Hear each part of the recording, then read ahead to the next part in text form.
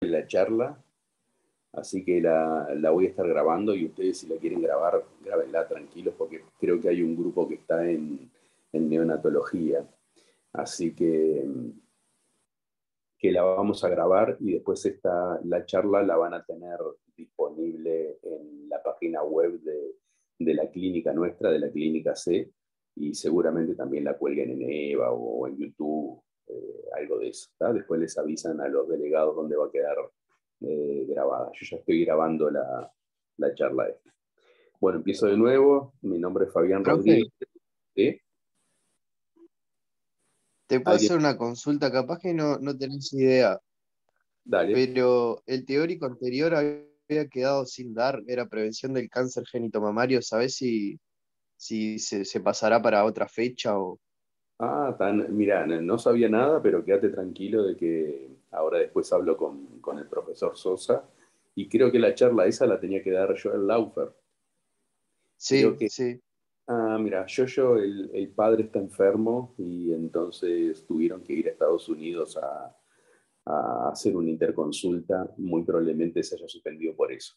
Pero quédense tranquilos que esa charla se da y si yo no la puede dar, se las doy yo. O sea que quédense tranquilos que me encargo ya el lunes que viene, hablo con Claudio y nos encargamos de reponérselas. ¿Estamos? Muchas gracias.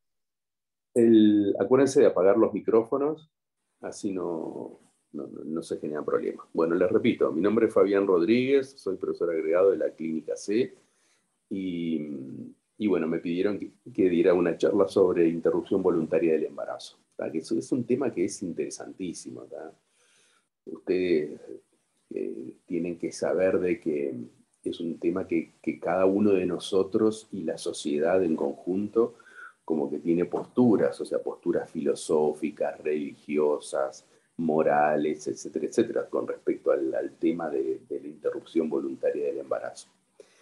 El tema es que nosotros, de alguna manera, como médicos, tenemos que entender de que la postura individual que cada uno de nosotros tenemos sobre este tema, nosotros no tenemos ningún derecho de imponérsela a nuestros pacientes.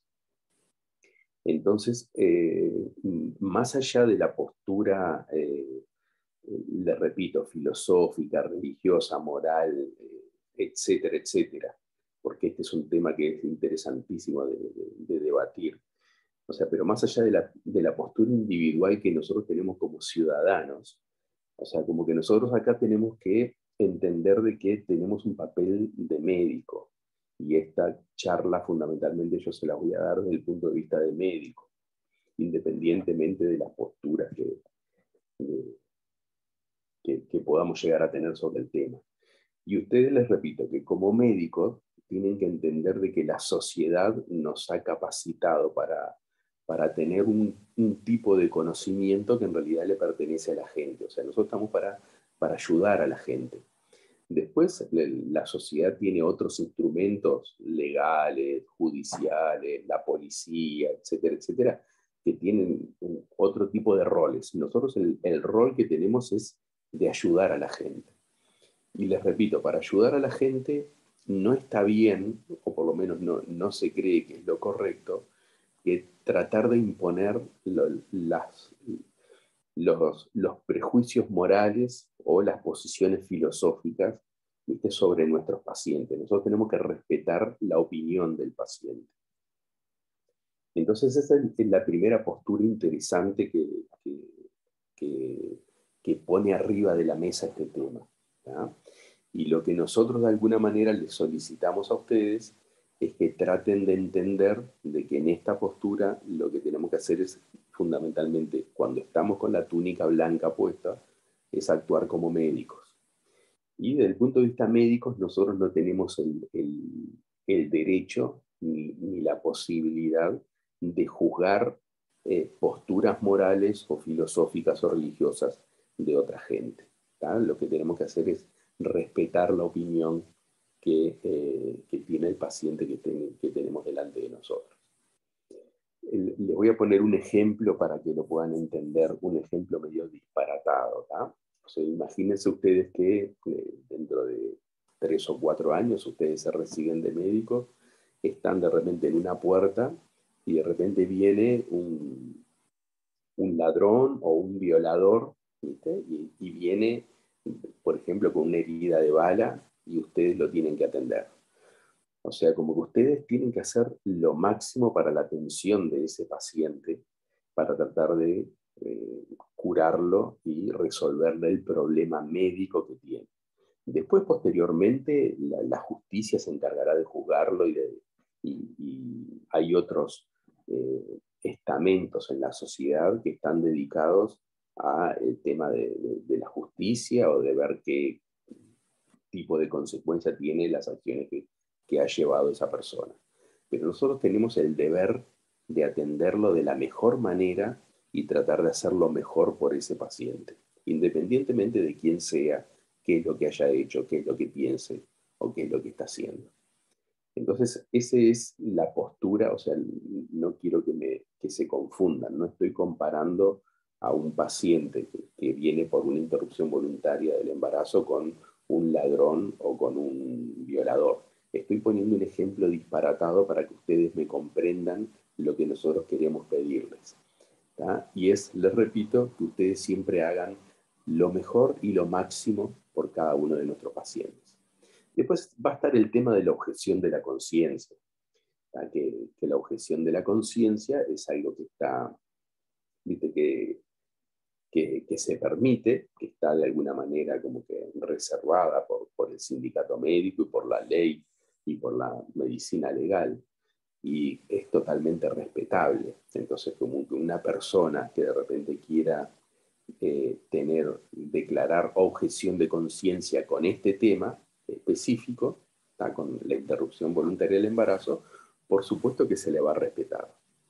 Y de alguna manera nosotros los médicos como que alentamos a que la gente que se sienta incómoda con esta situación, como que se declare en objeción de conciencia.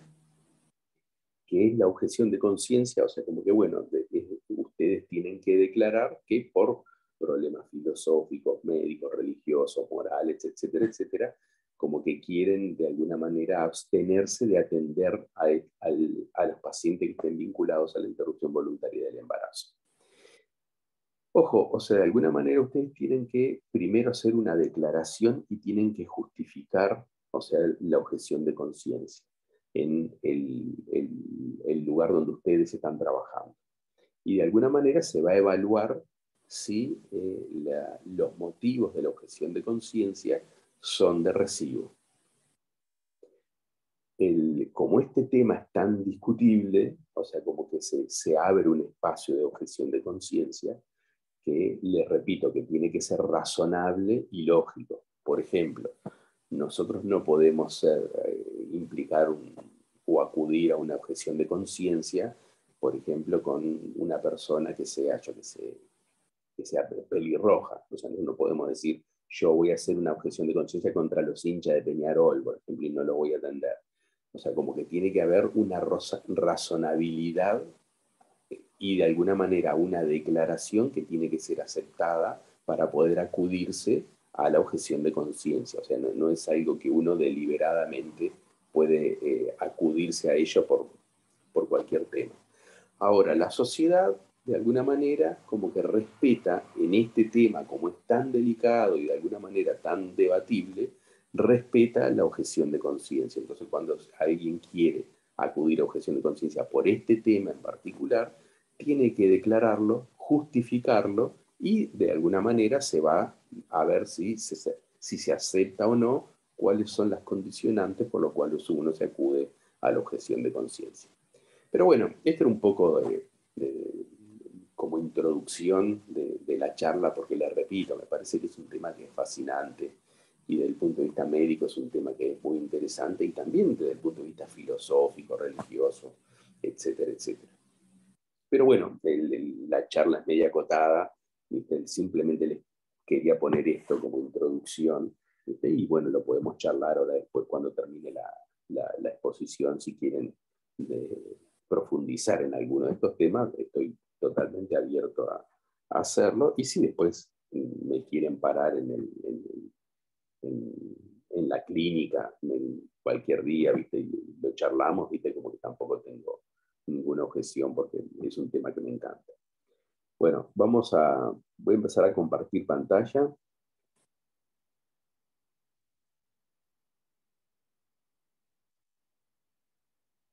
Y empezamos con la charla.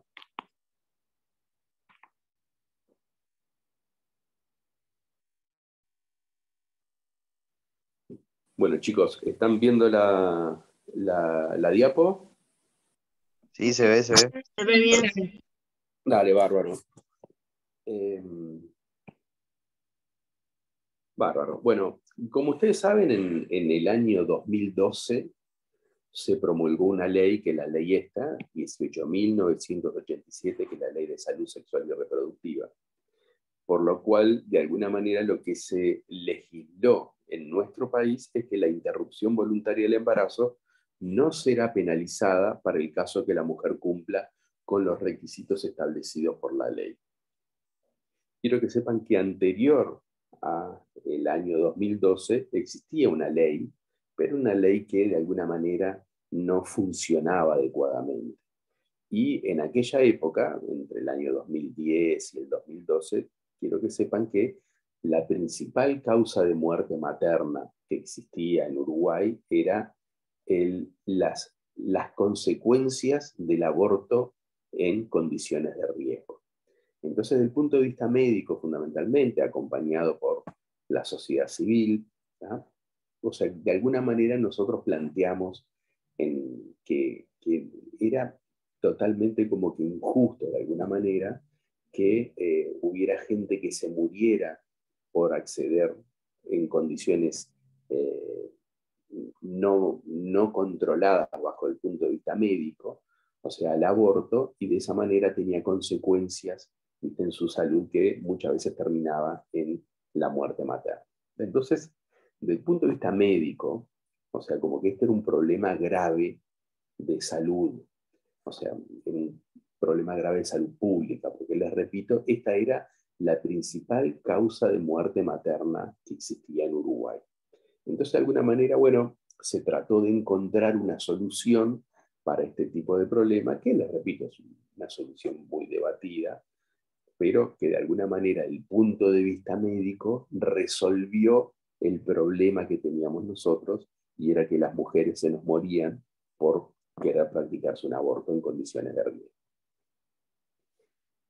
¿Cuáles son los requisitos legales que de alguna manera están justificados en la ley? Bueno, lo que dice es que dentro de las 12 semanas de edad gestacional, en realidad son 12 semanas cumplidas, es decir, que son 12 semanas más 6 días, ¿tá? O sea, antes de las 13 semanas. O sea, el plazo de edad gestacional es 12 semanas cumplidas, es decir, que son 12 semanas y 6 días. Por voluntad de la mujer, tiene que ser mayor de 18 años y tiene que ser una ciudadana natural, legal o extranjera con residencia mayor a un año. ¿Por qué es esto de la residencia mayor a un año? Bueno, porque cuando esto se discutió en el Poder Legislativo, se tenía miedo de que existiera una cosa que en aquel momento se planteó, que era como el turismo del aborto, o sea, como que tenían miedo de que vinieran. Ustedes saben que en Argentina, por ejemplo, en aquella época no estaba legislado el aborto. Entonces tenía miedo de que la gente viniera a Uruguay a practicarse un aborto. Entonces por eso es que lo que se pedía era que la ciudad, que tenía que tener una ciudadanía natural o legal, o una extranjera con una residencia mayor de un año. Por eso es que se puso eso en la ley, y es uno de los requisitos que nosotros tenemos que contemplar. Que ahora, con el problema de la inmigración que estamos teniendo, donde hay mucha gente que de repente de otros países ha emigrado a nuestro país, afortunadamente, bueno, o sea, como que a veces nos encontramos en situaciones donde no cumplen esta situación de tener un año de residencia, y entonces como que a veces nos genera algún tipo de inconvenientes en la atención de este tipo de pacientes. Profe, ¿te puedo hacer una pregunta? Claro. Perdón, no sé si lo vas a decir más adelante, pero viste que vos dijiste que mayor de 18 años está. Y las menores de edad, por ejemplo, 16, 17. Dale, perfecto. Ahora en una diapo, creo que en la diapo que viene ya hablo de ese tema. Ah, está, genial, perdón. No pasa nada, interrúmpanme que no me molestan. ¿Ah? Así que no hay ningún problema. Después de interrumpir, acuérdense de apagar el micrófono, porque mira que si no, a veces después ¿viste? Como que generan problemas. Bueno, situaciones especiales. ¿Ah? Las situaciones especiales es que en las pacientes que declaran que el embarazo fue producto de una violación, se extiende el plazo hasta las 14 semanas, o sea, 14 semanas y 6 días. Ustedes recuerdan que recién les había dicho de que el requisito era que la mujer tuviera 12 semanas de edad gestacional. Bueno, para aquellas pacientes que están vinculadas acuden a la interrupción voluntaria del embarazo por un caso de violación, se amplía ese paso a las 14 semanas. Esto es fundamentalmente porque muchas veces el tema de la violación genera unos problemas, como ustedes podrán entender perfectamente, desde el punto de vista psicológico y emocional a la paciente, e inclusive a veces unos problemas burocráticos desde el punto de vista de la denuncia de la violación, que hace que generalmente a veces el tiempo se extienda un poquito más para esta paciente. Entonces, bueno, o sea, como que de alguna manera el legislador quiso contemplar a la gente que acude a la interrupción voluntaria del embarazo por un caso de violación y se le amplía el tiempo de las 12 semanas a las 14 semanas. Acuérdense que siempre que hablo de 12 semanas o 14 semanas son cumplidas, es decir, que en realidad, desde el punto de vista práctico, son 14 semanas más 6 días. ¿Estamos? Muy bien. Y después, cuando existe un grave riesgo para la vida o la salud de la mujer embarazada, eso de alguna manera como que se permite la interrupción del embarazo a cualquier edad gestacional. Por ejemplo, si la mujer tiene un cáncer de mama, por ejemplo, que le descubrimos un cáncer de mama durante el embarazo, y la mujer tiene que iniciar inmediatamente el tratamiento, y muchas veces el tratamiento hay que hacerle quimioterapia, y de repente esa quimioterapia puede llegar a producirle la muerte del embarazo, del feto. Entonces, independientemente de la edad gestacional, así tenga, por ejemplo, 22 semanas de edad gestacional, se puede interrumpir el embarazo por causa grave de riesgo para la vida o la salud de la mujer.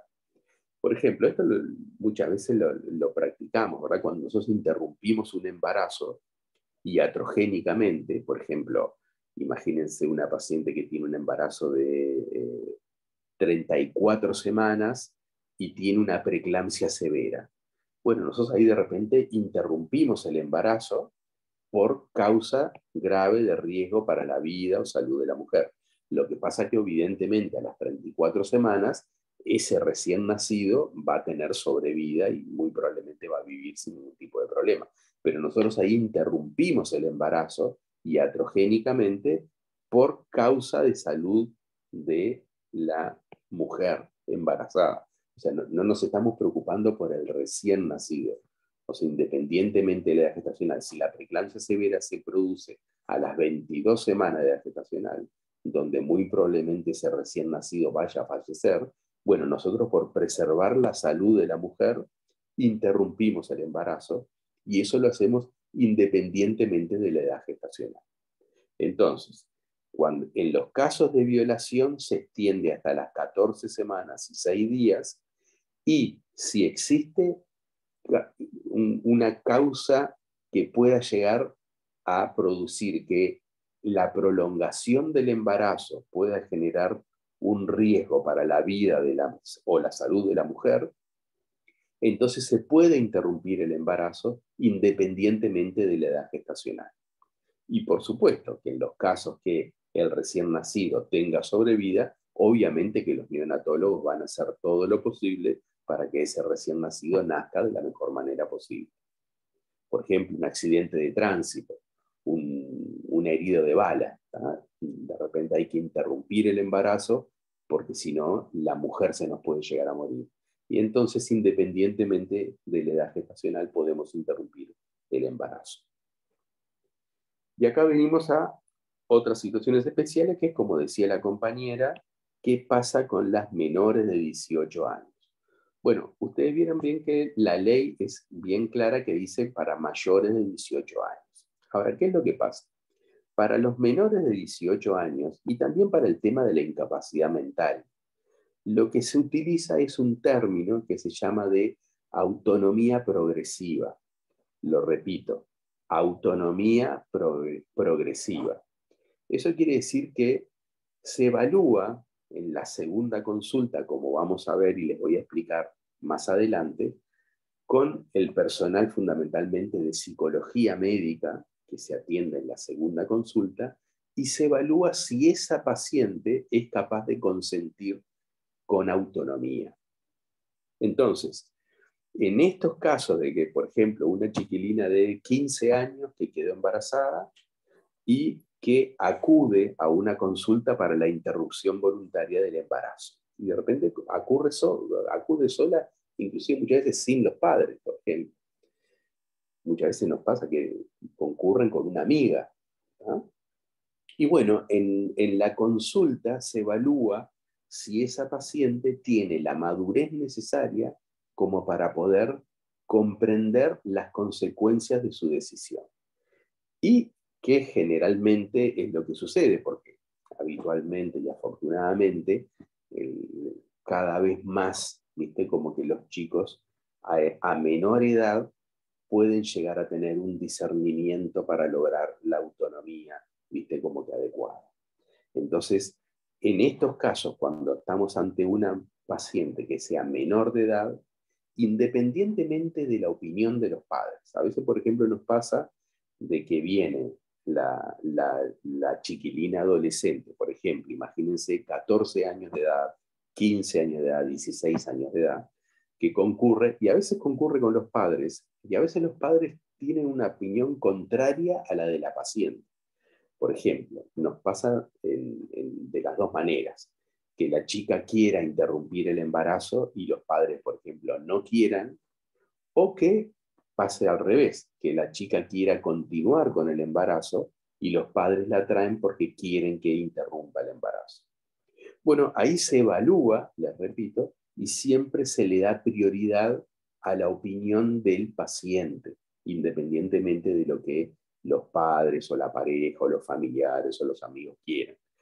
Si se llega a la conclusión de que ese paciente, ese adolescente, tiene un grado de discernimiento y de madurez que le permite tomar la decisión, conociendo las consecuencias que tiene la misma, se le da prioridad a la opinión del paciente. Lo mismo pasa con la incapacidad mental. ¿Tá? O sea, imagínense, por ejemplo, una chica con un síndrome de Down, o por que tenga algún retraso mental o alguna psicopatía crónica. Entonces, bueno, de la misma manera se evalúa cuál es el grado de autonomía que tiene ese paciente para poder tomar una decisión de alguna manera informada. ¿Ah? Entonces, les repito, ese tipo de decisión, ese tipo de diagnóstico se hace en la segunda consulta, cuando se hace la consulta con los compañeros de psicología médica. Y hay veces que de repente existen dudas, ¿verdad? O sea, como que puede perfectamente, son situaciones a veces complejas, y pueden existir dudas, y a veces se puede plantear un ateneo con especialistas para llegar a la conclusión o el diagnóstico si esa persona está realmente capacitada como para decidir con respecto a qué es lo que va a pasar con su embarazo. ¿Ah? Una pregunta, profesor. ¿Sí? Si es una paciente con incapacidad mental y que se demostró, por ejemplo, que la autonomía progresiva no la tiene, ¿en ese caso se puede pasar que los padres decidan por la paciente o no? si es menor de edad? Mira, eso depende fundamentalmente si la chica tiene un tutor o no. ¿Tá? O sea, muchas veces son chiquilines, por ejemplo, le repito, imagínense en alguien con un retraso mental y entonces que ya la ley le había adjudicado un tutor. Entonces el tutor tiene, que a veces son los padres y a veces no, el tutor tiene la posibilidad de decidir. Y en el caso que existan dudas, por ejemplo, una chiquilina de 14 años y que en la consulta en psicología médica no llega a la conclusión de que pueda llegar a tener autonomía, entonces lo que se hace es, se deriva el caso al juez. ¿Tá? Siempre hay un juez de turno generalmente de familia, que nosotros elevamos el caso clínico al juez y el juez es el que toma la decisión. Son Y casos ahora, de... sí, ¿sí? no, ahora me generó otra duda. ¿Ese proceso es rápido lo suficiente como para que el tiempo, o sea, se cumpla dentro de la ley y no pase las 12 semanas más 6 que nos dijo? Sí, te diría que es prácticamente inmediato. ¿Tá? Perfecto, Tanto en el gracias. caso de que, o sea, como que no se concibe que por un tema burocrático o administrativo alguien se pase de los días y de las semanas de edad gestacional para poder acudir a la interrupción del embarazo. ¿Tá? O sea, como que eso, viste, como que lo tenemos todos claros y en los casos que son necesarios, viste, se hace con la diligencia y con la responsabilidad, ¿viste? Necesaria como para que nadie quede por fuera de la ley, ¿viste? Por un tema de edad gestacional, por un problema administrativo o burocrático. ¿Tá? Sería lamentable eso. Entonces les puedo asegurar, primero que son casos extremadamente raros. ¿Tá? O sea, le diría que son contados con la mano. ¿Tá? Las veces que puede llegar a suceder una situación de esas. Pero en los casos esos, les repito, se hace con la responsabilidad necesaria como para no dejar abandonada a la paciente por un problema administrativo o burocrático.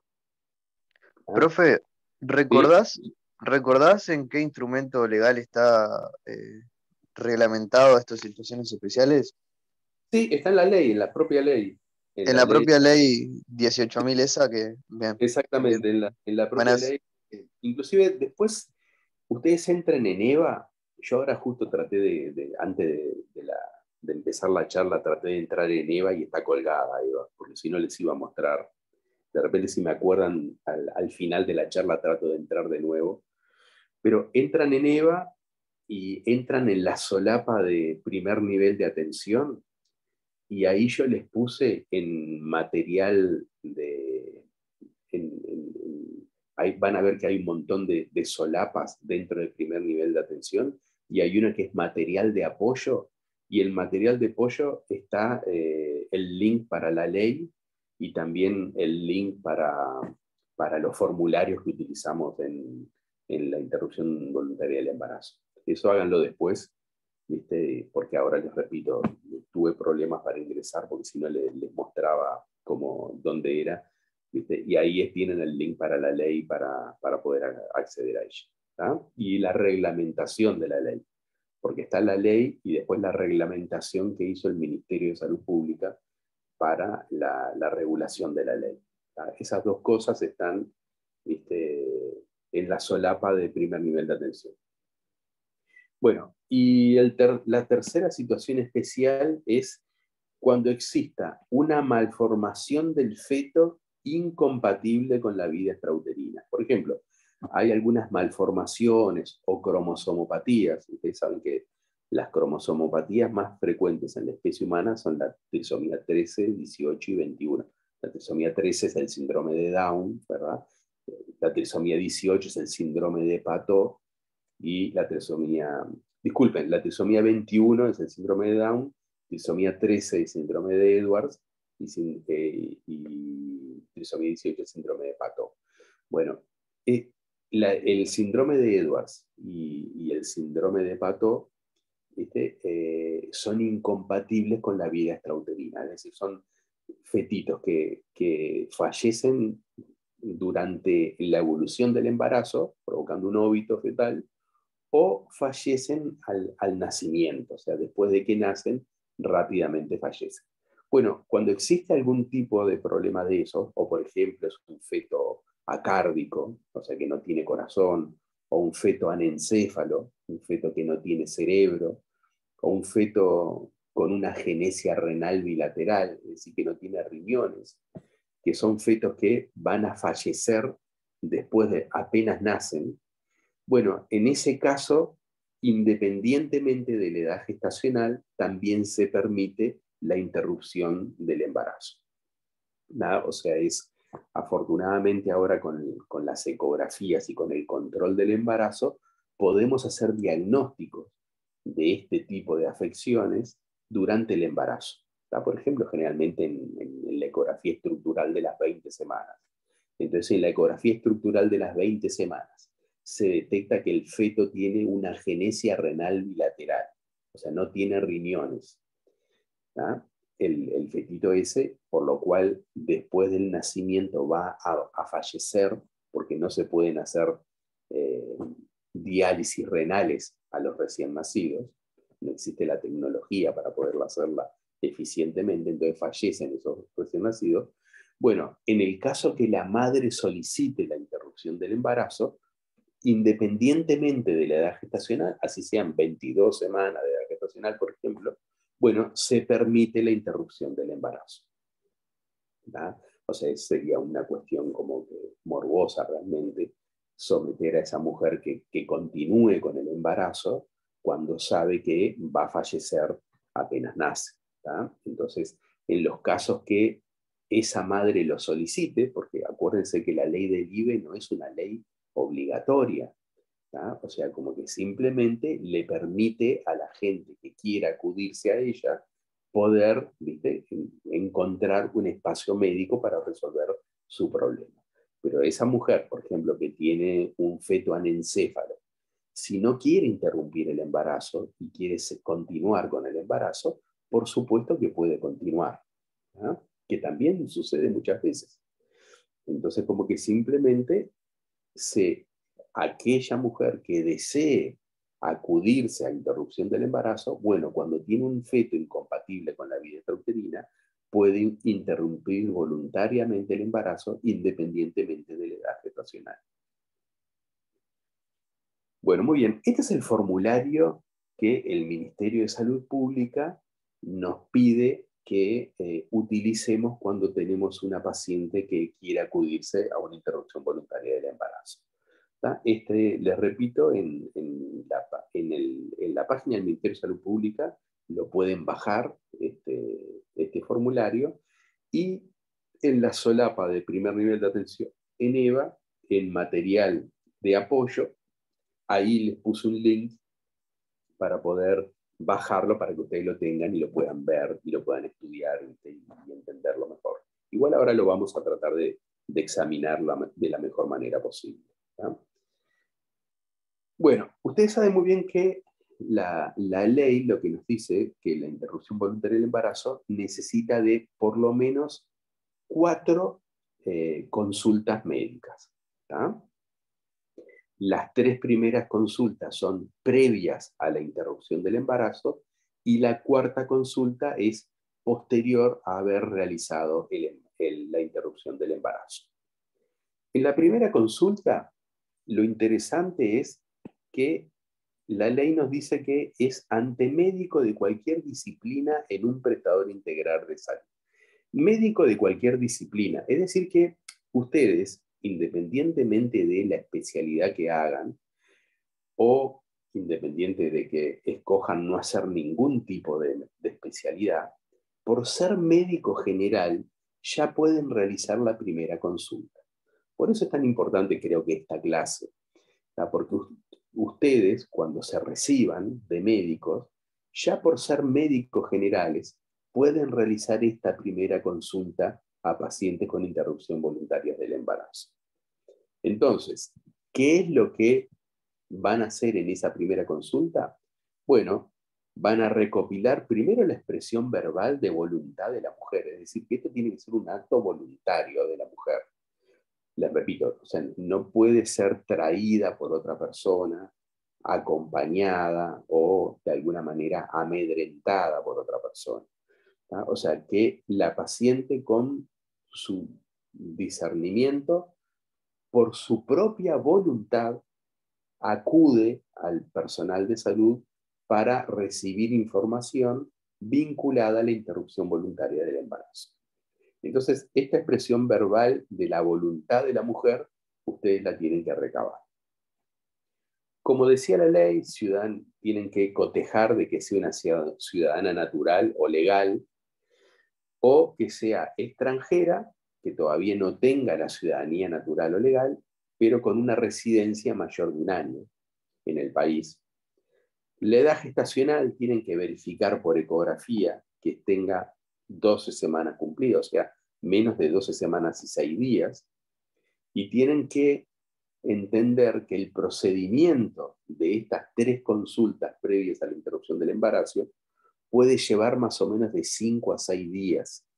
Entonces tienen que saber ustedes que generalmente tiene que la paciente tener un embarazo de hasta 12 semanas, hasta 11 semanas, hasta 12 semanas y 1 día, porque después de eso ya vamos a estar muy apretados con el término de las 12 semanas y 6 días, porque como van a ver, después de la segunda consulta necesita 5 días de reflexión. Entonces, como que si la paciente consulta a las 12 semanas y 5 días para la primera consulta, con los 5 días ya nos va a quedar por fuera de la edad gestacional y eso va a generar un montón de inconvenientes médicos, burocráticos y administrativos. Entonces, lo ideal es que la mujer consulte antes de las 12 semanas. Así estamos con tiempo sobrado para poder cumplir las consultas que la ley de alguna manera nos impone. Y vamos a pedir unos estudios paraclínicos que van a corroborar la edad gestacional mediante una ecografía y un grupo sanguíneo, etcétera. Ahora les voy a explicar por qué, que tienen que estar listos para la tercera consulta a los 6 días. Una Acá vamos a verlo mejor. Sí. En caso de que la mujer consulte, como tú decías, ya con 2 semanas y 5 días en su primer consulta, ¿se contempla de alguna forma eso como para que después pueda realizar, o sea, se le pueda realizar la interrupción voluntaria? Porque, por ejemplo, no consultó ya cuando tenía 13 semanas. Mira, cuando termina la charla esta, después pongo como 4 o 5 situaciones problemáticas y esa es una de las situaciones que voy a poner para discutir. Así que si tenés un poquito de paciencia, cuando termine la charla, ahí vamos a discutir este tema, porque es un tema que es bastante interesante y complejo y no quiero que interrumpa la concentración, ¿viste? de la charla. Así que eso lo discutimos cuando terminemos la exposición. ¿tá? Dale, bárbaro, gracias. El formulario del IBE. ¿tá? El formulario del IBE, acá lo agrandé y vean ustedes que tiene, ¿viste? Como, mira, lo paso acá. Ustedes ven que en el formulario dice primera consulta, segunda consulta y tercera consulta. Ahora vamos a ver cada una de esas consultas, entonces vamos a ver qué es lo que tenemos que pedir y hacer en cada una de ellas. Y voy a agrandar el pedazo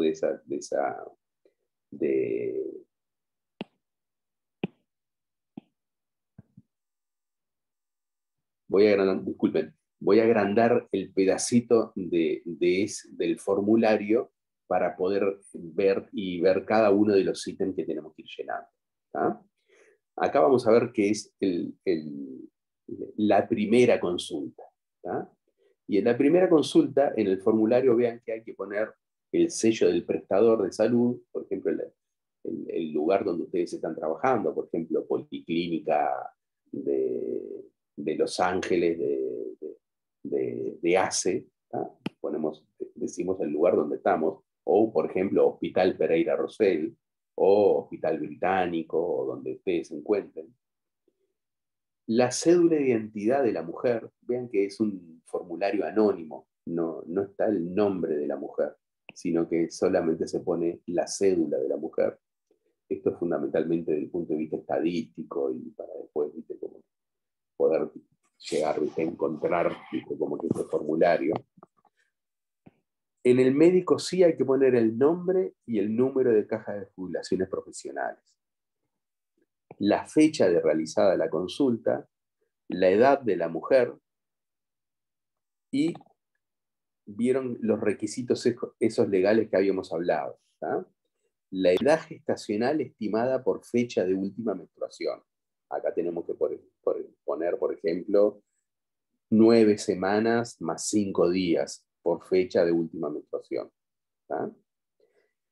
Si la paciente es ciudadana natural, acá ponemos sí o no, y verificado por cédula de identidad o por credencial cívica, por partida de nacimiento o por otro, ciudadana legal o extranjera con residencia mayor de 1 año, sí o no, y verificado por la historia clínica, antigüedad del prestador u otra manera que lo llamamos nosotros como que corroborado esta situación. La paraclínica solicitada, esto es importante, fíjense que los únicos 2 exámenes que pedimos en estas pacientes es la ecografía y el grupo sanguíneo y RH. La ecografía la pedimos primero para corroborar la edad gestacional, también para ver si es un embarazo viable. A veces nos pasa que la paciente consulta para interrupción del embarazo y de repente ya tiene un huevo muerto y retenido, o sea que ya iba a abortar espontáneamente la paciente. O por ejemplo le hacemos la ecografía y es un embarazo ectópico. Entonces la ecografía es sumamente necesaria para corroborar la edad gestacional por fecha de última menstruación, para saber que estamos dentro de los plazos legales, pero también para corroborar la viabilidad del embarazo, es decir, que no sea un huevo muerto y retenido, por ejemplo, o un huevo anembrionado, y que no necesite IVE, sino que ya va a interrumpir el embarazo porque ya la naturaleza interrumpió el embarazo. Y también para ver la localización del embarazo, porque si la paciente lo que tiene es un embarazo ectópico, nosotros con misoprostol no vamos a generar el aborto. Va a requerir otro tipo de tratamiento para poder resolver el problema que ya tiene. Entonces la ecografía es sumamente necesaria por esos 3 puntos de vista. Pregunta de exámenes, chicos, o sea, como que recuérdenlo. Y el grupo sanguíneo y RH también lo necesitamos por 2 motivos fundamentales. Primero, porque hay veces que el proceso de interrupción del embarazo puede generar un sangrado muy importante y la paciente requerir de transfusiones sanguíneas. Entonces tenemos que saber el grupo sanguíneo y RH. Y también por si la paciente es RH negativa, no inmunizada. Si la paciente es RH negativa, CUMS negativo, nosotros no vamos a saber nunca el grupo sanguíneo de ese fetito. Entonces vamos a tratarla siempre como que fuera un feto RH positivo. Entonces vamos a tener que hacer, previo a la interrupción del embarazo, inmunoglobulina anti-D para de alguna manera prevenir que esa mujer no se nos sensibilice en el momento de la interrupción del embarazo. Entonces, estos 2 exámenes son fundamentales y los pedimos a todas. Y aparte, podemos pedir otros exámenes que nosotros consideremos necesarios en ese caso clínico. No habitualmente, sino en ese caso particular. Por ejemplo, imagínense que la paciente tiene una anemia crónica. Entonces, si tiene una anemia crónica y nosotros vamos a provocarle la interrupción del embarazo y ahí puede sangrar, ¿viste? Como que podemos llegar a generar un problema médico importante. Entonces, capaz que en esa mujer necesitamos un hemograma para saber cuál es el estado basal de la paciente, porque capaz que de repente necesita, previo a la interrupción del embarazo, que le hagamos una transfusión de sangre, para que pueda llegar al momento de la interrupción con niveles de hemoglobina y de hematocrito que no la ponga en riesgo por el sangrado que vaya a tener en la interrupción del embarazo. O, por ejemplo, imagínense que la paciente, que tiene una diabetes insulino dependiente y tenemos que pedirle, por ejemplo, una glicemia.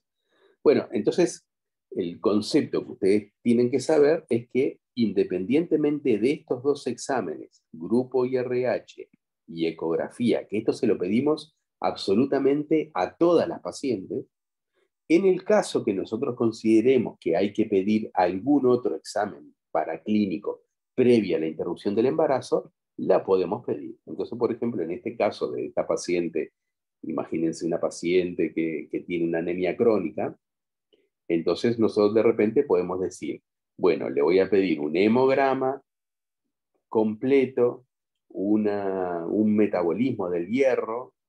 ¿Y por qué esto lo vamos a solicitar? Porque la paciente tiene una anemia crónica o tiene un síndrome disabsortivo intestinal. Imagínense que es una enfermedad celíaca que tiene, y entonces tiene una anemia por la enfermedad celíaca. Entonces, bueno, nosotros sabemos que generalmente las pacientes con enfermedades celíacas tienen una anemia ferropénica. Entonces, bueno, vamos a pedirle eso para saber si de repente la paciente no necesita algún tipo de tratamiento previo a la interrupción voluntaria del embarazo. Profe, el hecho de que sea hipertensa también tiene algún tipo de indicación o solamente se trata la hipertensión como tal y no influye en nada?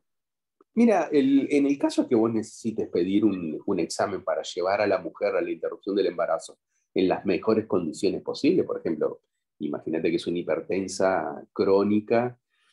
Ustedes recuerden que estas pacientes, la gran mayoría son pacientes jóvenes, ¿no? Entonces, como hay muy pocas comorbilidades, ¿tá?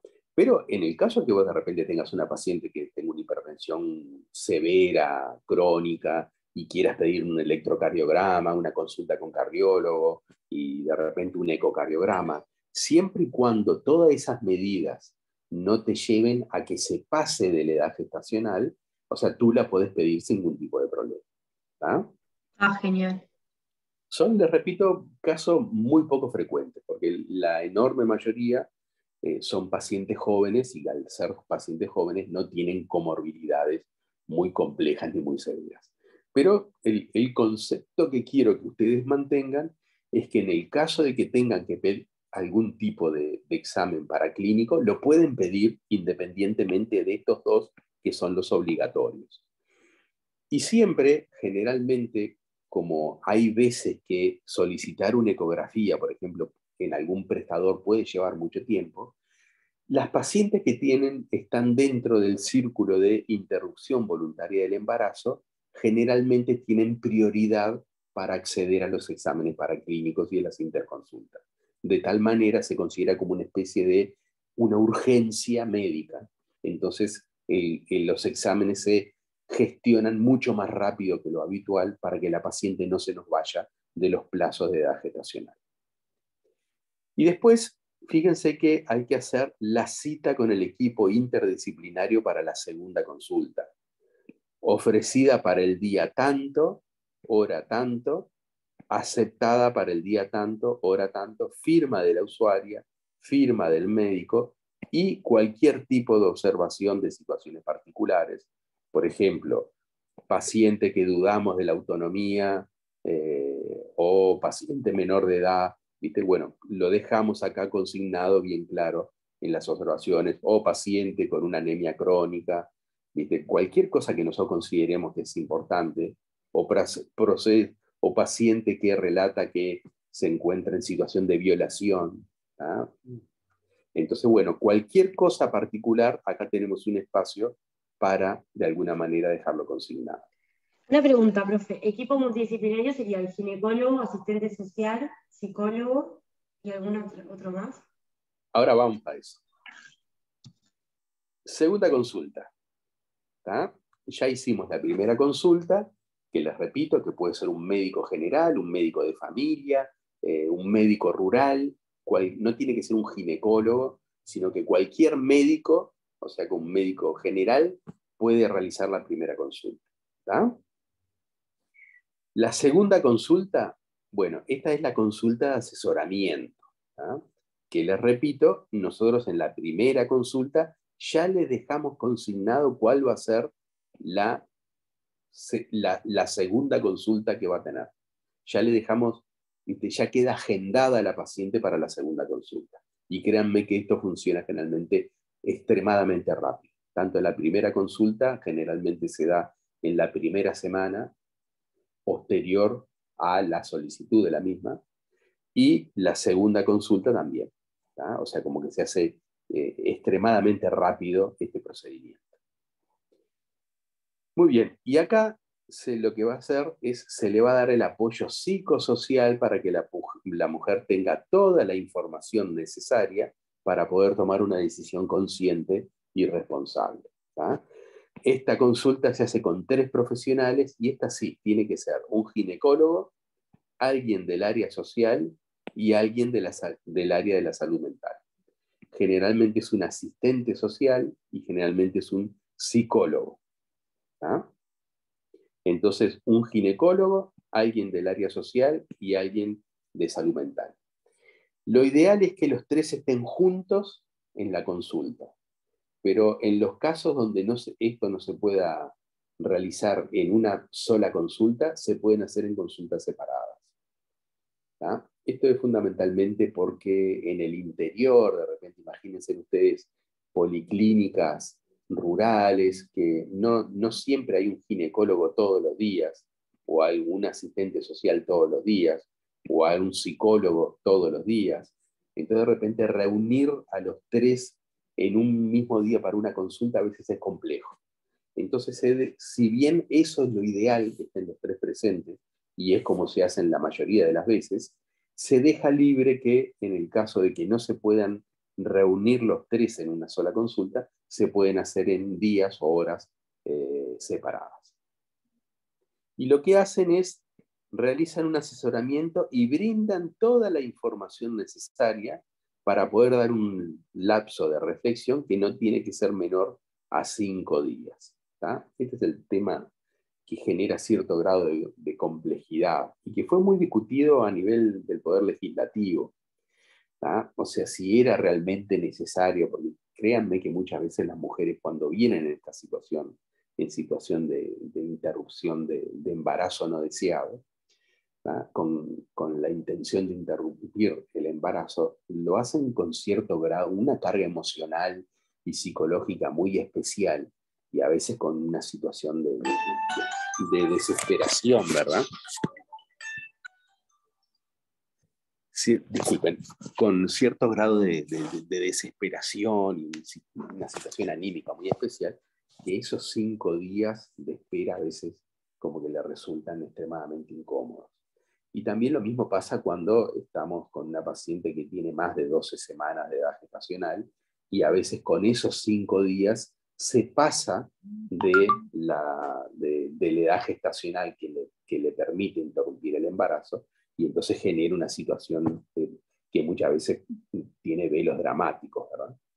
Entonces, como que bueno, quiero que sepan que estos 5 días, no todo el mundo está de acuerdo, pero bueno, la ley que se llegó a sancionar exige que por lo menos hayan 5 días de reflexión con la información que se le brinda en ese momento, disculpen, con la información que se le brinda en ese momento, y entonces como que de alguna manera, ¿viste? Hay que ser respetuoso de la misma. ¿ah? Entonces se hace esta segunda consulta con el ginecólogo, con el asistente social, con el psicólogo, se le brinda la información pertinente de los pros, los contras, alternativas, problemas médicos que puedan llegar a existir, etcétera, etcétera. Se da toda la información necesaria que la paciente necesite como para poder, de alguna manera, tomar una decisión lo más informada posible con respecto a la interrupción del embarazo. Y después que se le da esa información, tienen que haber 5 días de reflexión para recién tener la tercera consulta. ¿tá? Y les repito, esto de los 5 días fue muy discutido, es muy dilemático, pero bueno, de alguna manera la ley uruguaya resolvió que eso es un lapso prudencial que tiene que tener la gente para poder tomar la decisión adecuada. Esta es la parte del formulario para la segunda consulta. Fecha realizada, el nombre del ginecólogo, del área de salud mental y del área social, las observaciones pertinentes que quieran de alguna manera dejar consignadas y después las firmas de cada uno de ellos. ¿Cuándo es que se va a realizar el IB3, o sea, la tercera consulta? ¿Cuándo queda agendada esa consulta? Fíjense acá qué interesante que dice plazo máximo para el IB3. ¿tá? O sea, acá se contempla las 12 semanas y 6 días. ¿tá? O sea, las 12 semanas y 6 días, cuando es que se cumple el plazo máximo para la interrupción del embarazo y la firma de la usuaria. ¿tá? También acá se consigna si la paciente es menor de 18 años de edad, cuál es la autonomía esa que de alguna manera fundamentalmente la gente de salud mental estuvo evaluando, y entonces se pone si es la evaluación de autonomía, si es positiva o no, y si es negativa, cuál es la definición de los padres, de los tutores o del juez. ¿tá? Las observaciones pertinentes y si es menor de 18 años, si concurre con el progenitor, sí o no. Les repito, esto de si concurre con el progenitor no es tanto para saber la opinión del progenitor, sino sobre todo para saber el apoyo que va a tener esta adolescente en todo el proceso de la interrupción del embarazo. ¿tá? Que concurra con el progenitor, que sea un progenitor que colabore y que apoye, y que respete la decisión de la adolescente, eso obviamente tiene mucho mejores resultados del punto de vista médico, pero también psicológico y emocional. Por eso también es un tema que importa, no por la opinión del progenitor, quiero que eso quede bastante claro, sino más bien por el apoyo que se le está brindando a ese adolescente desde el punto de vista psicológico, emocional y también desde el punto de vista médico. Muy bien, y después viene la tercera consulta, ¿tá? Que en la tercera consulta, ahí es cuando la mujer nos dice si quiere interrumpir el embarazo o no, después de esos 5 días que lo estuvo pensando, y se inicia el procedimiento para la interrupción del embarazo. ¿Cómo es que se hace? Bueno, acá tenemos el espacio del formulario para la tercera consulta, cuál es el ginecólogo que la está viendo, que le va a brindar la información necesaria para la interrupción del embarazo, la fecha que fue hecha esta consulta, si la paciente, acá hay, ¿viste? La paciente que ratifica la voluntad de la interrupción del embarazo, porque muchas veces de repente pasa que después de esos 5 días de reflexión, la paciente dice, ¿saben qué? He decidido no interrumpir el embarazo. Entonces acá tenemos que poner si la paciente continúa con la interrupción del embarazo o va a continuar con el control del embarazo porque ha decidido no interrumpir el embarazo. Esto fundamentalmente también nos sirve mucho del punto de vista epidemiológico, ¿tá? O sea, para saber de alguna manera cuántas pacientes que concurren con la intención de interrupción del embarazo, después a través de las consultas del proceso de IVE, después continúan queriendo interrumpir el embarazo y cuántas de repente prefieren no continuar con la interrupción del embarazo. La edad gestacional, acá marcamos si la eco es acorde o no acorde con la edad gestacional por fecha de última menstruación. El grupo sanguíneo, acuérdense que la ecografía y el grupo sanguíneo eran los 2 exámenes obligatorios que tenía la paciente. Y fíjense que en este cuadrado dice fecha máxima informada por plazos legales y de seguridad 12 semanas y 6 días. Es decir, que acá tenemos que poner la fecha que es el último día en el cual ella podría interrumpir el embarazo mediante el IVE. Por ejemplo, acá ponemos, hoy estamos a creo que 22 de abril. Imagínense que la consulta que tuvimos y la paciente por edad gestacional y por ecografía cumple las 13 semanas el 30 de abril. Entonces acá nosotros tenemos que poner que el 29 de abril es el último día que tiene para interrumpir el embarazo. Acá ponemos rectificación si continúa con el embarazo, sí o no, fecha del próximo control del embarazo. Esto solamente lo llenamos para aquellas pacientes que deseen continuar con el embarazo. Y en el caso de que desee interrumpir el embarazo, en este rectángulo ponemos cuál va a ser el mecanismo que le vamos a indicar. Mifepristona más misoprostol solo, AMEU o legrado instrumental. Y si la interrupción del embarazo va a ser ambulatoria o institucionalizada. Ahora, después de esto, vamos a hablar más específicamente. También ponemos si firmó el consentimiento informado. Hay un consentimiento informado que también lo pueden bajar del Ministerio de Salud Pública y ya les puse el link para este consentimiento. ¿Cuál es la fecha para la cuarta consulta? ¿Dónde se realizará la cuarta consulta? Y las observaciones pertinentes. Muy bien. En esta tercera consulta, generalmente la hacemos nosotros los ginecólogos, o también la pueden hacer las parteras, obstetras parteras. Bueno, ahí vamos a explicar cuáles son los mecanismos para poder interrumpir el embarazo. Y de esto tenemos métodos médicos y métodos quirúrgicos. Los métodos médicos son los productos farmacológicos, los remedios, el misoprostol y la mifepristona. Y los métodos quirúrgicos son generalmente el AMEU, el legrado aspirativo o el legrado instrumental. Vamos a ir un poco de ellos. Nosotros, es decir, que le vamos a dar la información a la paciente de cuáles son los distintos métodos para interrumpir el embarazo y de esos métodos les vamos a tratar de explicar cuáles son los pros y los contras de cada uno de ellos. Con respecto a los métodos médicos, a favor, ¿cuáles son los que tienen? Los métodos médicos son los remedios, ¿verdad? Los fármacos, la mifepristona y el misoprostol. ¿Cuáles son a favor? Bueno, que es un método íntimo, ¿no? O sea, la paciente esto lo puede realizar en su casa, en su domicilio, no tiene por qué estar internada en un hospital, no necesita anestesia, no es invasivo. Estos son fundamentalmente los datos por los cuales la mayoría de la gente desea interrumpir el embarazo mediante los métodos médicos, mediante los farmacológicos. ¿Cuáles son los problemas que tiene? Es que, bueno, que a veces puede fallar, ¿no? O sea, como que a veces damos el misoprostol, la mifepristona, y no surten efecto, ¿no? O sea, como que la paciente tiene cierto grado de resistencia a esa medicación, entonces no aborta con la medicación.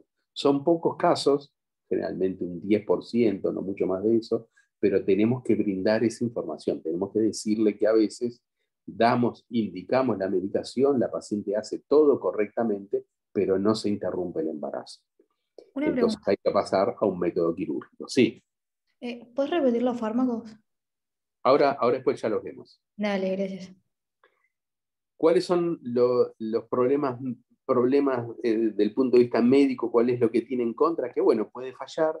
Es lento, a veces lleva 5 días, una semana, la interrupción del embarazo. Y la medicación tiene efectos secundarios, que ahora los vamos a ver, que a veces son mal tolerados.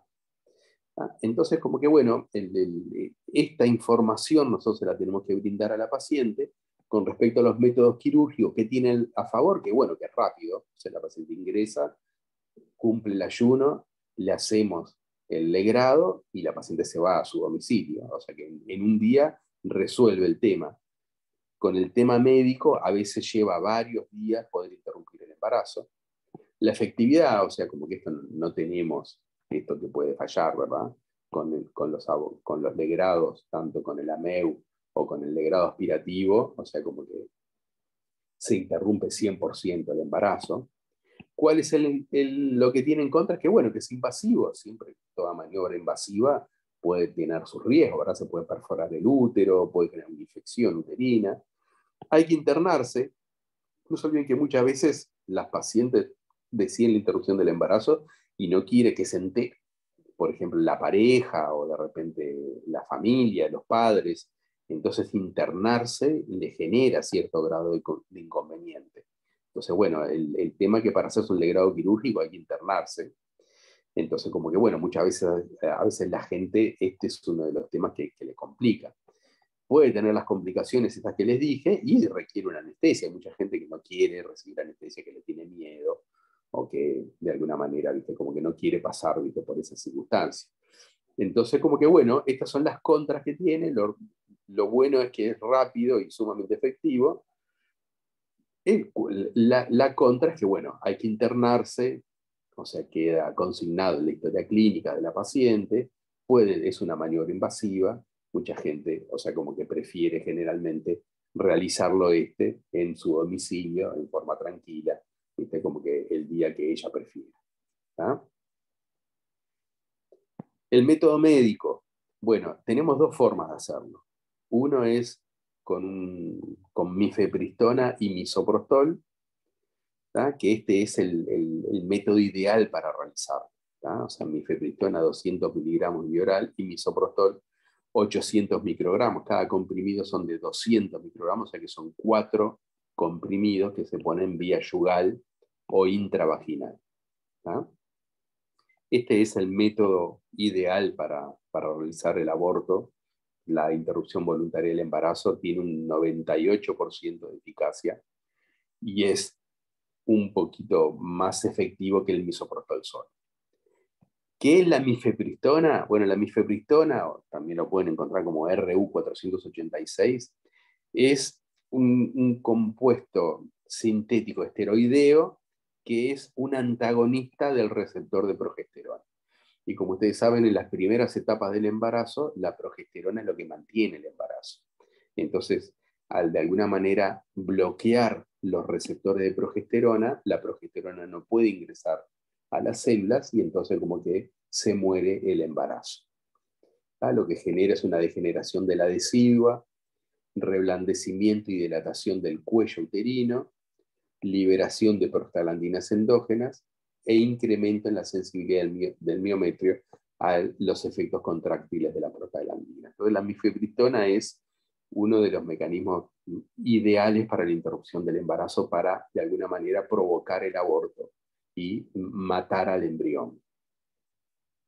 El misoprostol, bueno, el misoprostol es un análogo sintético de la prostaglandina E1 que de alguna manera lo que produce son contracciones uterinas, dilatación del cuello uterino y expulsión del huevo.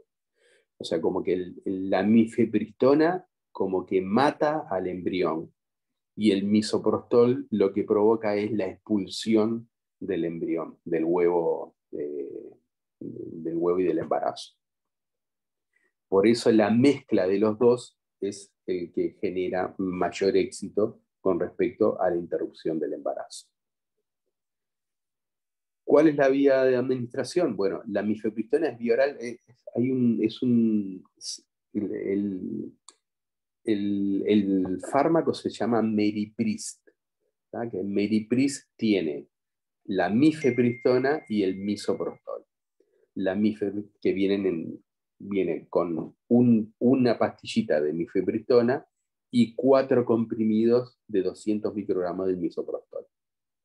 ¿Ah? Y entonces lo que tiene que hacer la paciente es tomar la mifepristona vía oral y el misoprostol que se coloca en vía yugal, que generalmente se usa a las 12 horas o a las 24 horas de haber usado la mifepristona. El misoprostol se pone en la mucosa yugal. La mucosa yugal es la parte que está entre el labio y la encía. O sea, no es sublingual. No es sublingual. ¿tá? O sea, como que es yugal. Es en la mucosa que les repito que está entre el labio inferior y la encía, o sea, y los dientes. En esa parte es donde se coloca las 4 pastillas de misoprostol. y se coloca esas 4 pastillas de misoprostol, se disuelven con la saliva, se absorben por la mucosa yugal y habitualmente a los 20 minutos más o menos ya se disolvió completamente y lo poco que queda se lo puede tragar con un vaso de agua. ¿Cuáles son los efectos secundarios? Que esta toda información que le tenemos que brindar a la paciente. Bueno, obviamente la genitorragia, el sangrado, dolores cólicos uterinos, generalmente a las 4 horas más o menos de haber utilizado el misoprostol, ya empieza con unos dolores uterinos por contracciones uterinas, parecidos o un poco más importantes y más dolorosas que cuando la paciente tiene una interrupción de la menstruación. Puede generar náuseas y vómitos, por eso es que generalmente el misoprostol no se da vía oral, porque si se da vía oral generalmente provoca náuseas y vómitos, entonces vomitan el misoprostol. Entonces por eso es que mejor hacerlo vía yugal. Puede generar diarrea también, escalofríos y chuchos, una febrícula, dolor de cabeza y en casos muy raros puede generar un poquito de disnea, o sea, falta de aire, sensación de falta de aire o de alguna manera como que escalofríos. Pero lo que generalmente pasa es que la paciente va a estar a las 4 horas más o menos, 5 horas de haber ingerido el misoprostol, o sea, al otro día de la mifepristona, va a empezar con dolores tipo menstruación, va a empezar con sangrado, puede tener un poco de náuseas, algún malestar digestivo, diarrea, un poquito de chuchos de frío, algún dolorcito de cabeza. Estos son generalmente, estos 4 son los síntomas secundarios que puede llegar a tener la paciente. Y se va a producir el aborto, es decir, que la paciente va a tener ese sangrado cada vez va a ser más importante y bueno, va a terminar expulsando el embarazo. ¿Cuáles son los signos de alarma o de preocupación que puede tener el paciente? Bueno, el sangrado ese que puede llegar a tener, o sea, como que puede ser muy importante y puede generar repercusión hemodinámica. O sea, puede generarle un sangrado muy abundante que pueda llegar a ser preocupante y puede llegar la paciente a marearse o a sentir palpitaciones o taquicardia. También otra cosa que puede llegar a pasar es que el sangrado que pueda llegar a tener la paciente puede llegar a ser con fetidez, o sea, como con olor a podrido. El flujo, generalmente en los días posteriores, puede llegar a tener flujo de características anormales. O sea, todas las mujeres tienen flujo. Es un flujo generalmente tipo clara de huevo, cristalino, sin feo olor, que no arde, que no pica.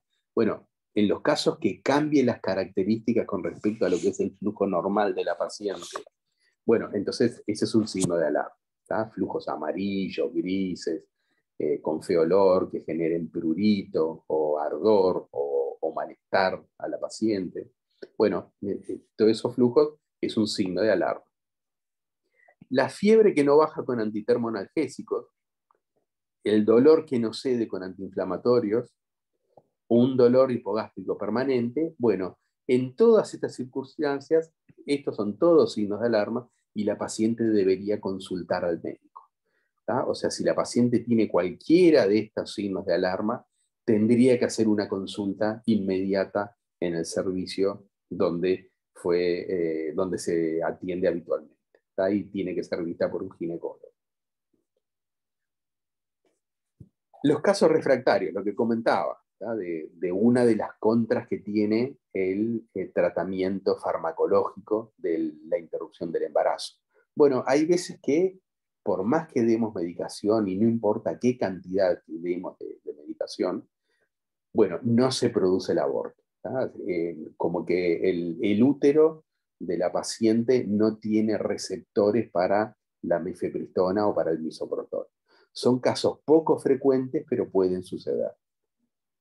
Generalmente lo que vemos nosotros es que si la paciente después de 48 horas, como que no abortó o no tiene genitorragia o ni siquiera tiene dolores tipo menstruales, bueno, generalmente lo que hacemos a las 48 horas repetimos la dosis de de misoprostol o de mifepristona y misoprostol. Cualquiera de las dos podemos dar. Y las repetimos generalmente cada 3 horas hasta que aborte.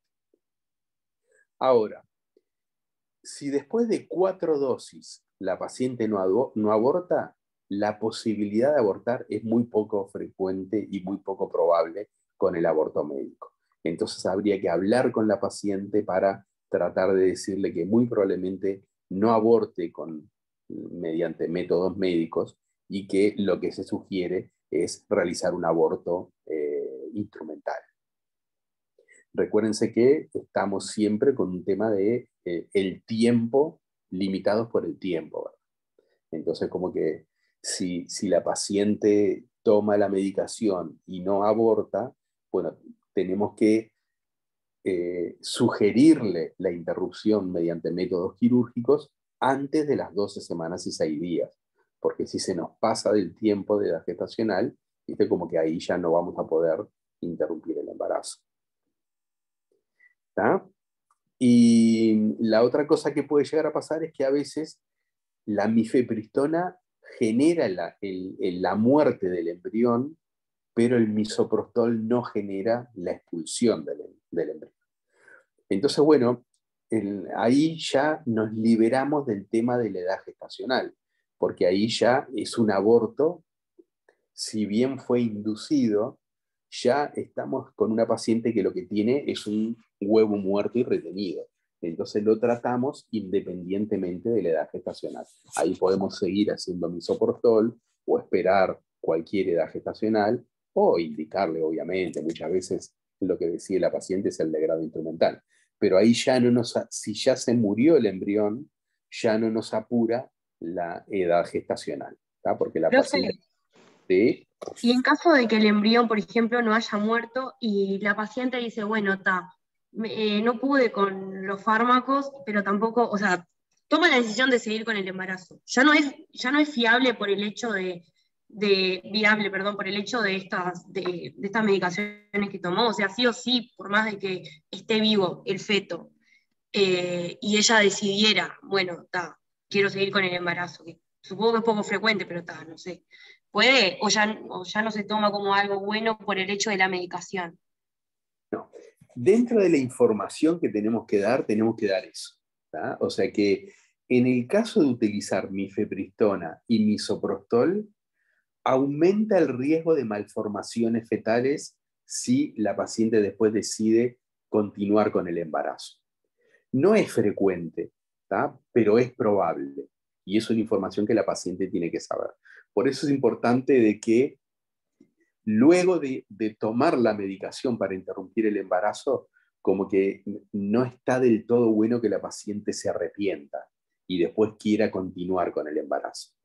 Hay determinado tipo de malformaciones que son fundamentalmente malformaciones en los brazos y en las piernas, ¿tá? O sea, un síndrome que se llama síndrome de regresión caudal, ¿tá? O sea, como que no se desarrollan adecuadamente los miembros inferiores y los miembros superiores. Y eso puede llegar a suceder en una paciente que utilizó misoprostol o mifepristona, que no abortó y que después no se murió el embrioncito y que después decida continuar con el embarazo, como que se arrepienta del IVE.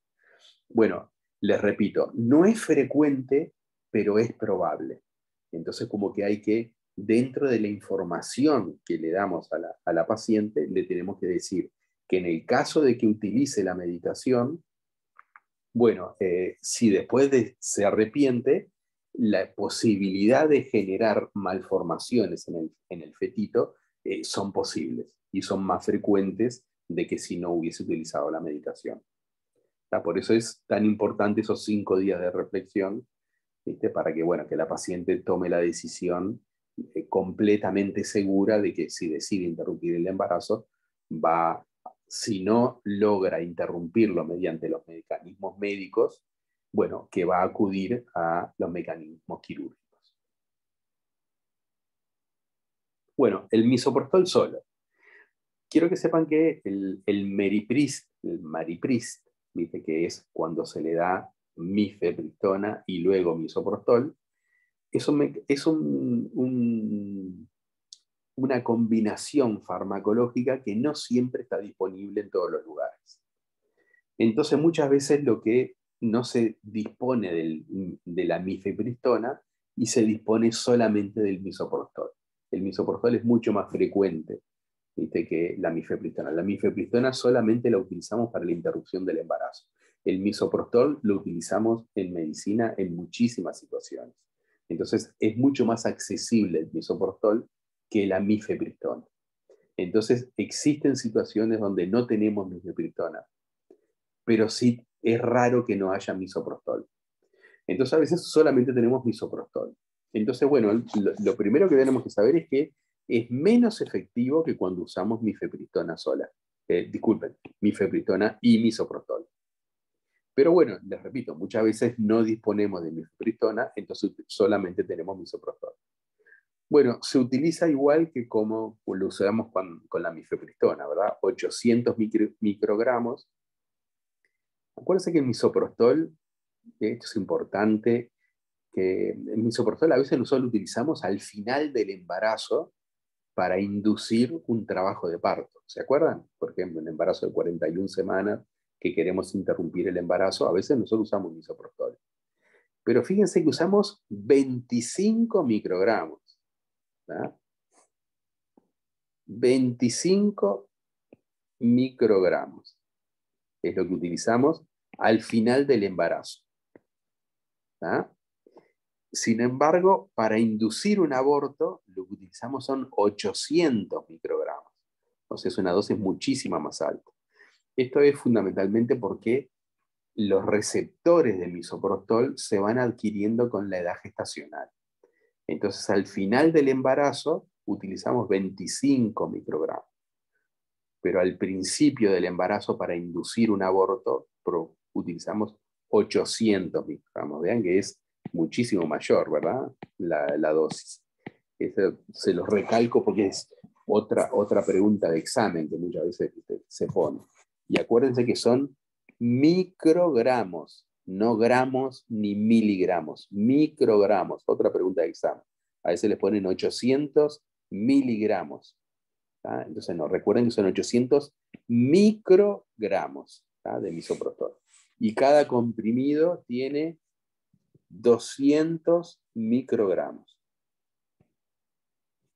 ¿tá? Cada comprimido es de 200 microgramos. Date cuenta que para al final del embarazo, para hacer 25 microgramos, es 1/8 de pastilla.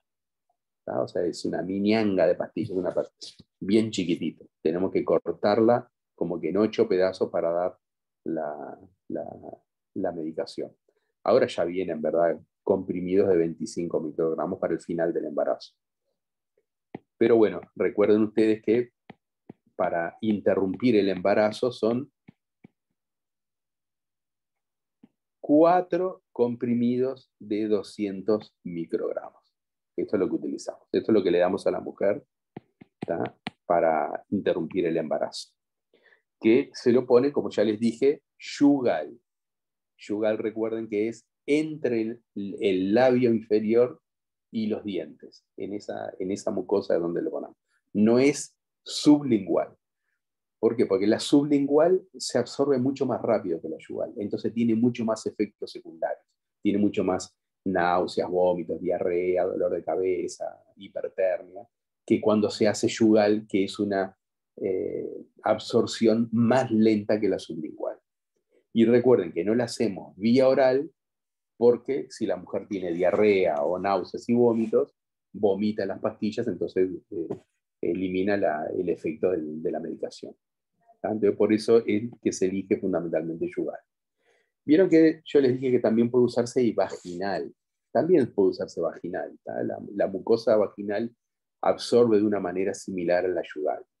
Hay veces que el problema es que cuando la paciente empieza con el sangrado, si no se absorbió completamente las pastillas de misoprostol por vía intravaginal, cuando empieza con el sangrado las puede expulsar.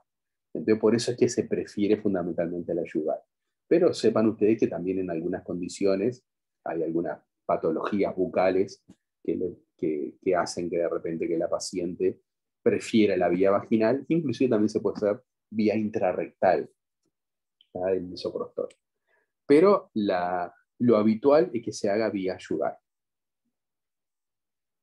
Antibióticos. Bueno, no hacemos antibióticos, ¿tá? O sea, para la interrupción voluntaria del embarazo no indicamos antibiótico porque no está demostrado que el antibiótico disminuye la tasa de infecciones, que la tasa de infecciones es extremadamente baja, ¿tá?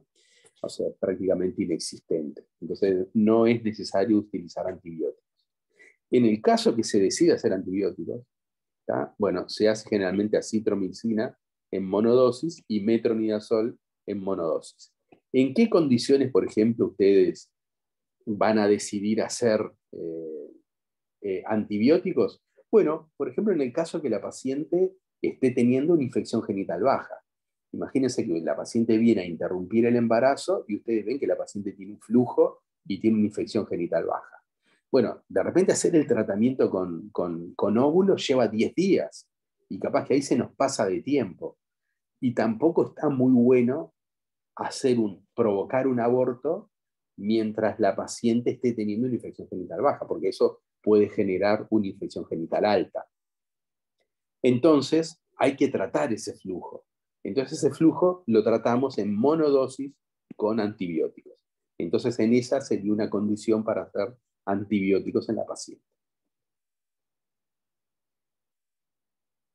Bueno, es distinto cuando hacemos un aborto quirúrgico, ¿tá? Cuando hacemos un aborto quirúrgico, el Ministerio de Salud Pública solicita que hagamos profilaxis antibiótica. Es decir, que si vamos a hacer un legrado, una MEU, o un legrado aspirativo, o un legrado instrumental, bueno, ahí sí deberíamos hacer profilaxis antibiótica. Y la hacemos con metronidazol 4 horas antes de la intervención y doxiciclina intravenosa, ¿tá? Esas son las pautas del Ministerio de Salud Pública para la realización de la interrupción del embarazo mediante legrado. La gamma globulina, ¿se acuerdan? Aquellas pacientes RH negativas, CUMS negativo. Bueno, 120 microgramos de gamma globulina anti-D por vía intramuscular o intravenosa. Hacemos 120 microgramos, con eso está cubierto la posibilidad de que exista un traspaso de sangre del embrión o de la placenta hacia la paciente. Entonces, de esta manera cubrimos de que la paciente no se sensibilice en el caso que el embrioncito o el fetito sea RH positivo. Perdón, ¿no era intravenosa la dosis 300? ¿No bueno, cambiaba? Le repito, podés hacer 120 intramuscular o intravenoso. Hacemos 300 al final del embarazo. Ahí va, gracias. ¿Tá? Que ahí generalmente el volumen, la volemia del feto es mucho mayor que en la etapa de un aborto, que es una etapa embrionaria donde la volemia es extremadamente escasa. Entonces, con menos dosis, y esta es una medicación que es súper cara, ¿saben? O sea, que sea menos dosis es importante, ¿tá? Porque les repito, es una medicación que sale muy cara, creo que sale como 8.000 pesos la ampolla de Winrode, es decir, de gamma globulina anti-D. Entonces, bueno, utilizamos 120 microgramos y puede ser tanto intramuscular como intravenoso. Al final del embarazo usamos 300 intramuscular o 120 intravenoso. ¿Tá? La analgesia. Bueno, lo importante, viste que... Recuerdan que yo les dije que puede dar el misoprostol y la mifepristona puede dar náuseas, diarrea, un poquito de fiebre, dolor, tipo menstruación o un poco más importante que la menstruación. Bueno, lo importante es que tanto la analgesia o los antieméticos no le quitan efecto a la medicación. Entonces ustedes le tienen que decir a la paciente de que en el caso que tenga dolor puede usar analgésicos, los mismos que usa cuando le viene la menstruación, por ejemplo, o cualquier otro, o si no usa ninguno, usted le indica ibuprofeno, que es el Perifar, por ejemplo, 400 miligramos desde el inicio del procedimiento, cada 4 o 6 horas hasta el cese del dolor, sabiendo que siempre la dosis máxima es 2.400 miligramos. Pero lo que hay que explicar a la mujer es que no tiene por qué sufrir. ¿tá? O sea que se le puede dar analgésicos, y si la mujer tiene, como verán ahora, náuseas y vómitos, se le puede dar, ¿viste?, Trimperam, Ondansetron, Domper, sin ningún tipo de problema, y que lo tome la paciente, que no tenga miedo a tomarlo, porque eso no le va a generar menos efectos con la medicación. A veces la gente tiene miedo de tomar los antiinflamatorios o los antieméticos porque tienen miedo que le saque poder a la medicación y que no termine abortando. Bueno, no sucede eso. Entonces tienen que explicarle que tienen que tomar la medicación si tienen los efectos secundarios que no siempre suceden, pero que muy probablemente pueda llegar a tener. Y la cuarta consulta. La cuarta consulta es la que se realiza después que la mujer haya abortado, ¿tá? Que generalmente, esto es importante, si fue un aborto farmacológico, se pide a los 10 días de haber ingerido la medicación, que no venga antes de los 10 días, porque generalmente le va a llevar como 10 días o 7 días la genitorragia y el sangrado y terminar de generar un aborto completo. Entonces, si la mujer usa el misoprostol y la mifepristona hoy y viene mañana, seguramente va a tener un aborto incompleto en ese momento. No tiene sentido que venga mañana. Solamente tiene que concurrir antes de los 10 días si tiene signos de alarma. Si no tiene signos de alarma, tiene que venir recién al 10º día. No tiene que venir antes. Porque si viene antes, le vamos a hacer una ecografía y va a ver que tiene restos y entonces como que nos va a generar un montón de problemas. Porque el proceso del aborto mediante fármacos dura 10 días más o menos. Entonces no tiene sentido que venga antes. Les repito, tiene que venir antes si la paciente lo que tiene son signos de alarma. Flujo fétido, sangrado muy abundante, dolor que no cede con los antiinflamatorios, fiebre que no cede con la medicación antitermoanalgésica. Bueno, bajo esas situaciones sí tiene que concurrir inmediatamente, no esperar a los 10 días. Pero si no tiene esa sintomatología, tiene que esperar al 10º día. Y ahí lo que vamos a hacer es una ecografía para certificar que se produjo el aborto y que es un aborto completo. Y vamos a hablar con respecto al método anticonceptivo, porque muchas veces el IVE es una consecuencia del embarazo no deseado. Entonces tenemos que averiguar por qué esa mujer tuvo un embarazo no deseado. Entonces tenemos que indicar un método anticonceptivo adecuado para esa pareja y para esa mujer, para que no le suceda nuevamente tener un embarazo no deseado.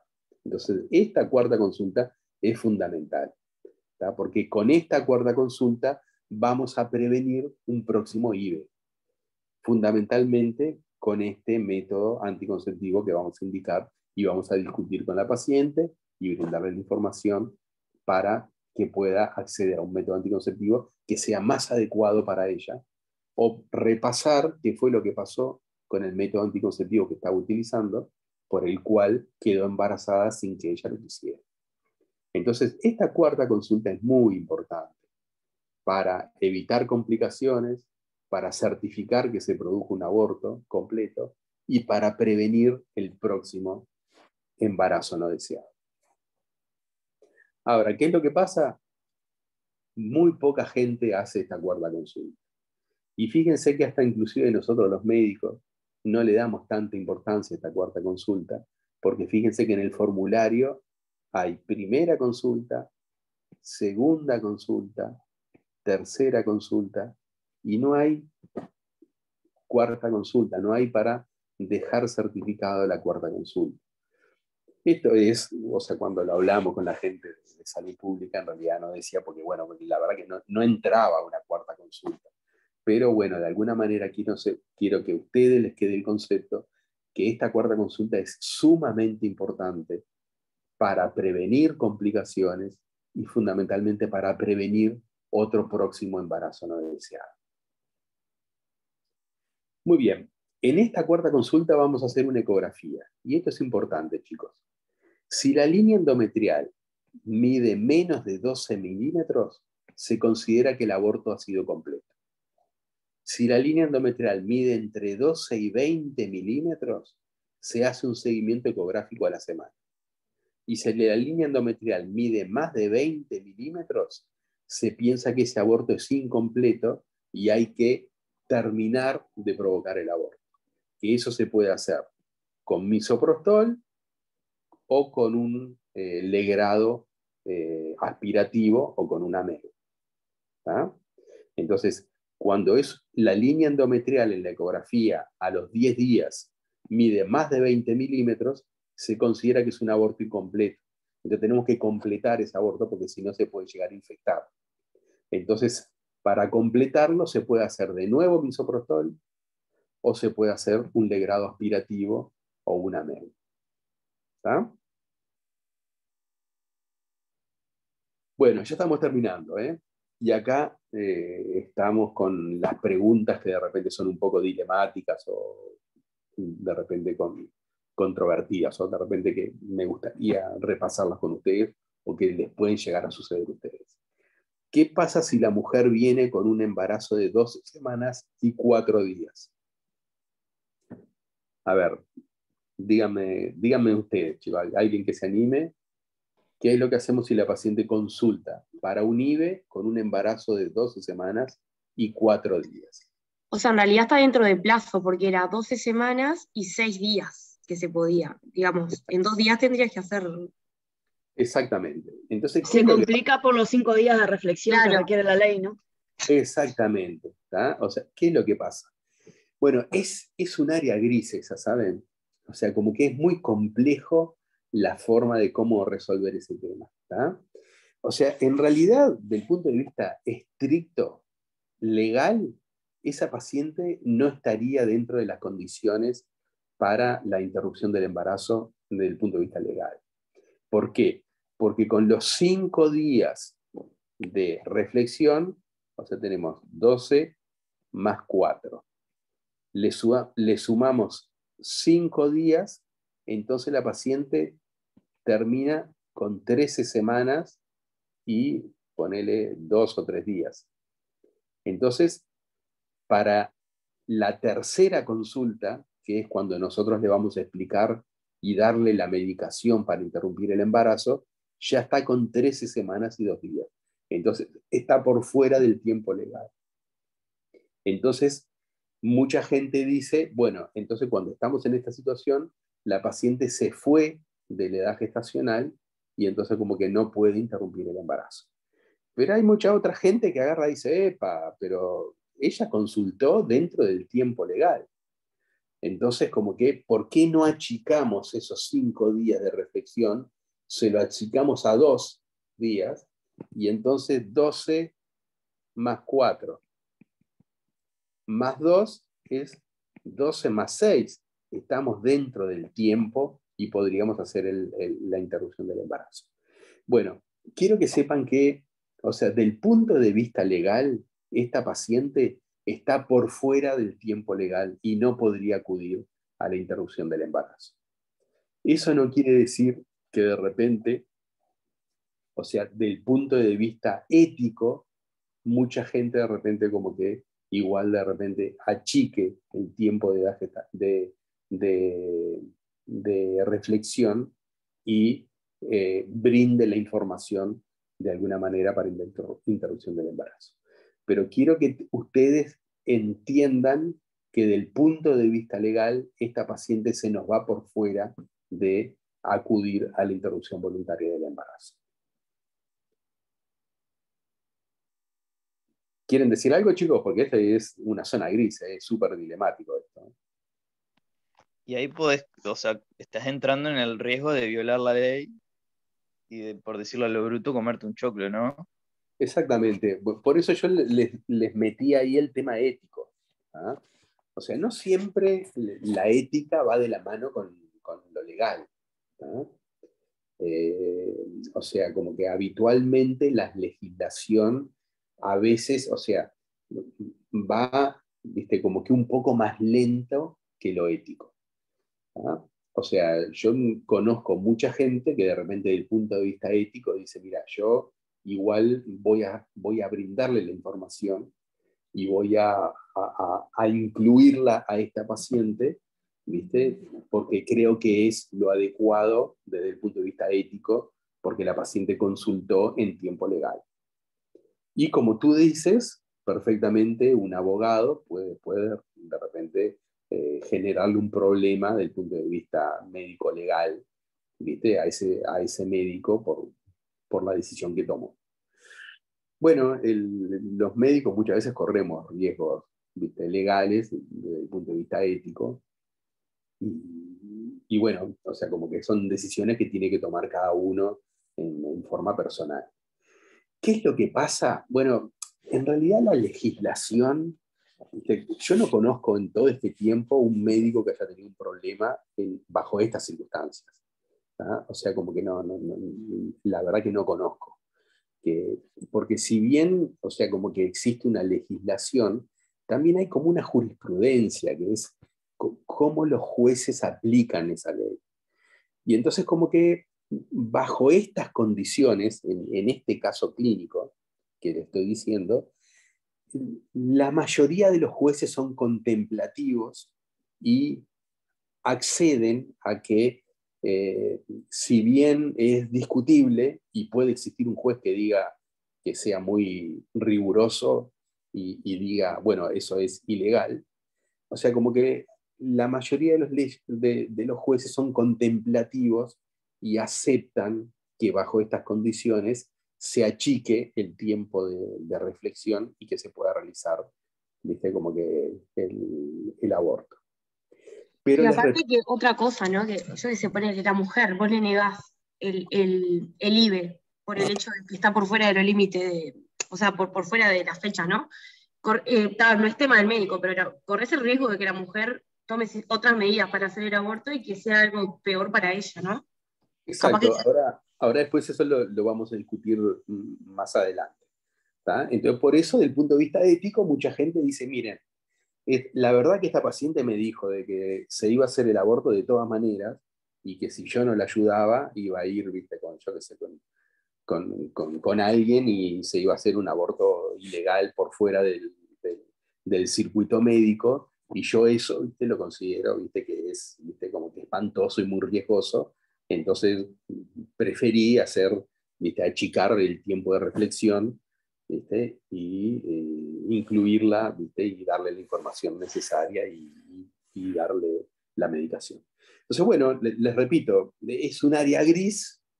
Yo lo que les puedo decir es que no van a encontrar gente que opina una cosa, otra gente que opina otra. Del punto de vista legal es bien claro lo que, lo que, lo que, lo que dice la ley es bien claro. Sí repito que no conozco ningún médico que haya tenido problema por esta situación y que generalmente los jueces son contemplativos y no permiten, viste, como que esta situación. ¿Va? Pero les repito, es un área sumamente gris, ¿va? Y de mucho debate y de mucha deliberación. Generalmente cuando estamos en estas situaciones lo que hacemos es, hacemos un ateneo o de alguna manera tomamos una decisión corporativa, ¿verdad? Una decisión, ¿viste? Que no esté individualizada en una persona, sino, ¿viste? Que sea en un colectivo de gente, ¿viste? Para de alguna manera tener más fuerza y más peso con respecto a los argumentos, por lo cual hicimos algo que es, desde el punto de vista legal, discutible. ¿Ah? Pero bueno, por eso lo ideal es que la consulta sea lo más antes posible y que no entremos nunca en este tipo de problemas. ¿Tá? O sea, que siempre la consulta sea hasta 12 semanas de edad gestacional o 12 semanas y un día. ¿Tá? O sea, como que eso es lo fundamental. Bueno, ¿qué pasa si la mujer viene cursando un embarazo de 16 semanas para interrumpir el embarazo?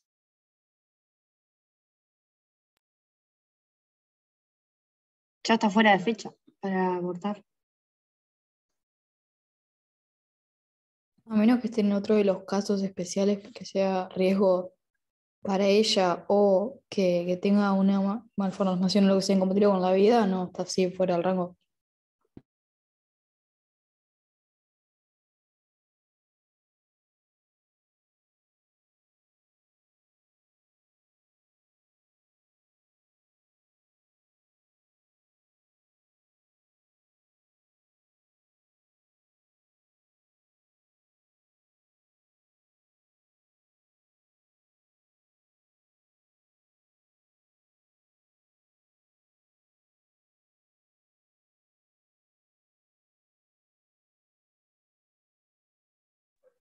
No se escucha, no sé si soy solo yo.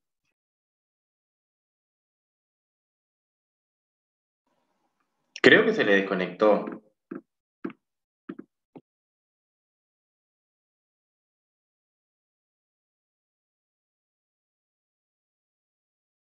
Creo que se le rompió el micrófono porque sigue estando como prendido. Sí, ahora está con el micrófono andando y no se escucha.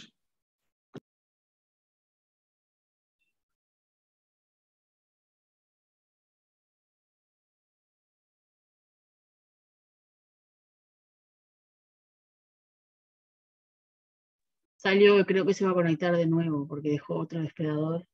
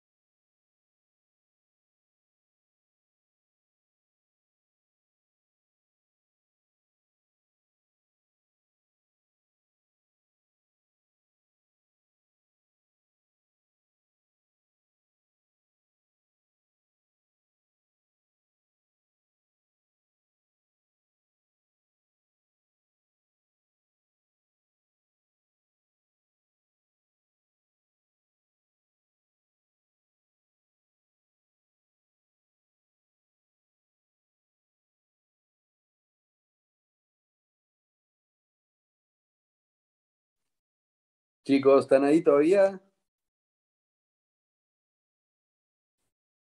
Sí, Sí, profesor, estamos casi. Sí, No sé qué pasó, viste, que se me cortó la charla, la conexión ahí al Zoom. Qué suerte que todavía estarían ahí.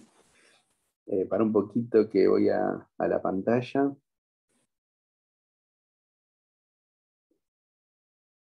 Que ya estábamos finalizando, que eran 2 o 3 preguntas, pero me parece que estaban buenas las preguntas, así que vamos a escucharlas. ¿Estamos ahí? ¿Ven? Sí, se ve. Sí, se Bárbaro. ve. Bueno, ¿qué hacemos si viene una mujer con un embarazo de 16 semanas y viene a consulta para interrupción del embarazo?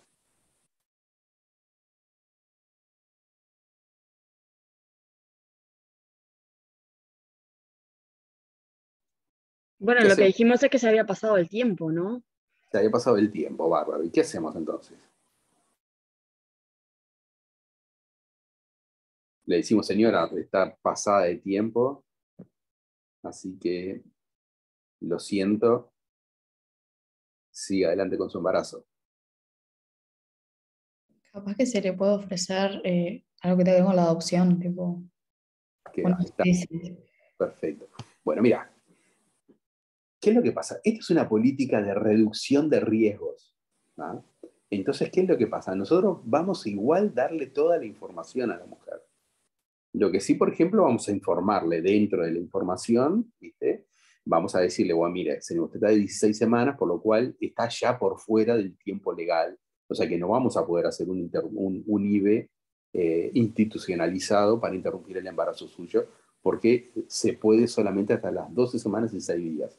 Usted tiene un embarazo de 16 semanas, o sea que ya no lo podemos hacer. Pero quiero que sepa, igual de todas maneras, le vamos a dar toda la información.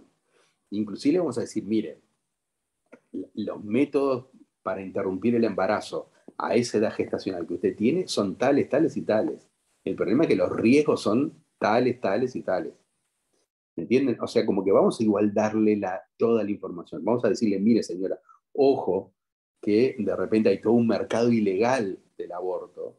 Y si usted acude a ese mercado ilegal, o sea, como que puede estar con gente de repente que no esté vinculada a la medicina, gente que de repente no, no cuide la salud de la forma adecuada y pueda llegar usted de repente a perder la vida, o de repente se utiliza, yo qué sé, agujas de tejer para perforarse el útero o alguna cosa, eso puede generar infecciones, puede generar sangrado, puede llegar inclusive a generar una infección generalizada y puede llegar a morirse.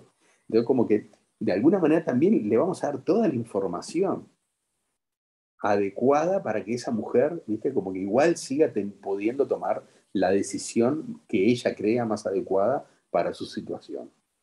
¿Entienden? O sea, el asesoramiento sobre disminución de riesgo lo vamos a hacer igual. O sea, lo que sí es que no le vamos a dar el misoprostol y la mifepristona, ni la vamos a internar para hacerle un legrado. Eso, o sea, como que el IB3 no lo vamos a poder hacer. Pero el IB1 y el IB2 se lo podemos hacer igual adecuadamente. ¿tá? Porque igual el IB1 y el IB2 es información que se le da a la mujer. Y esa información es una información que, si bien nosotros lo tenemos por ser médicos y haber estudiado, es una información que le corresponde a la gente. Entonces nosotros tenemos que darle la información adecuada, como la compañera dijo también, alternativas al aborto, ¿ah? O sea, planes sociales, etcétera, etcétera. Vamos a darle toda la información y esa mujer vamos a estar más cerca de ella que ninguna, ¿tá? Porque es una mujer que está en una situación de vulnerabilidad terrible, porque es una mujer que está con un embarazo, que quiere interrumpirlo y que el sistema médico no le puede dar una solución porque estamos limitados desde el punto de vista legal. ¿tá? Pero no es una persona que la tenemos que abandonar, ¿tá? Sino que es una persona que la vamos a tener que acompañar más que nunca. ¿tá? Para tratar de qué? De justamente de disminuir los riesgos con respecto a las decisiones que pueda llegar a tomar. ¿Comprenden eso, chicos? Siempre acuérdense que nosotros los médicos estamos para ayudar a la gente, independientemente de la condición en que se encuentren y de lo que ellas opinan. ¿tá? O sea, yo he tenido, por ejemplo, pacientes que a veces me agarran y me dicen, miren, doctor, yo estoy desesperada y me voy a hacer un aborto igual. Entonces, a veces inclusive le he dicho, bueno, vamos a hacer lo siguiente, yo no te puedo ayudar a darte la medicación para hacer el aborto. Lo que te voy a pedir es que si vas a ir a un circuito ilegal, inmediatamente después de hacer el aborto, venía al médico, ¿viste? Para que nosotros te cuidemos, para darte antibióticos, para tratar de cuidarte, para que justamente esa maniobra ilegal de repente como que no genere una repercusión en tu vida. ¿Entienden?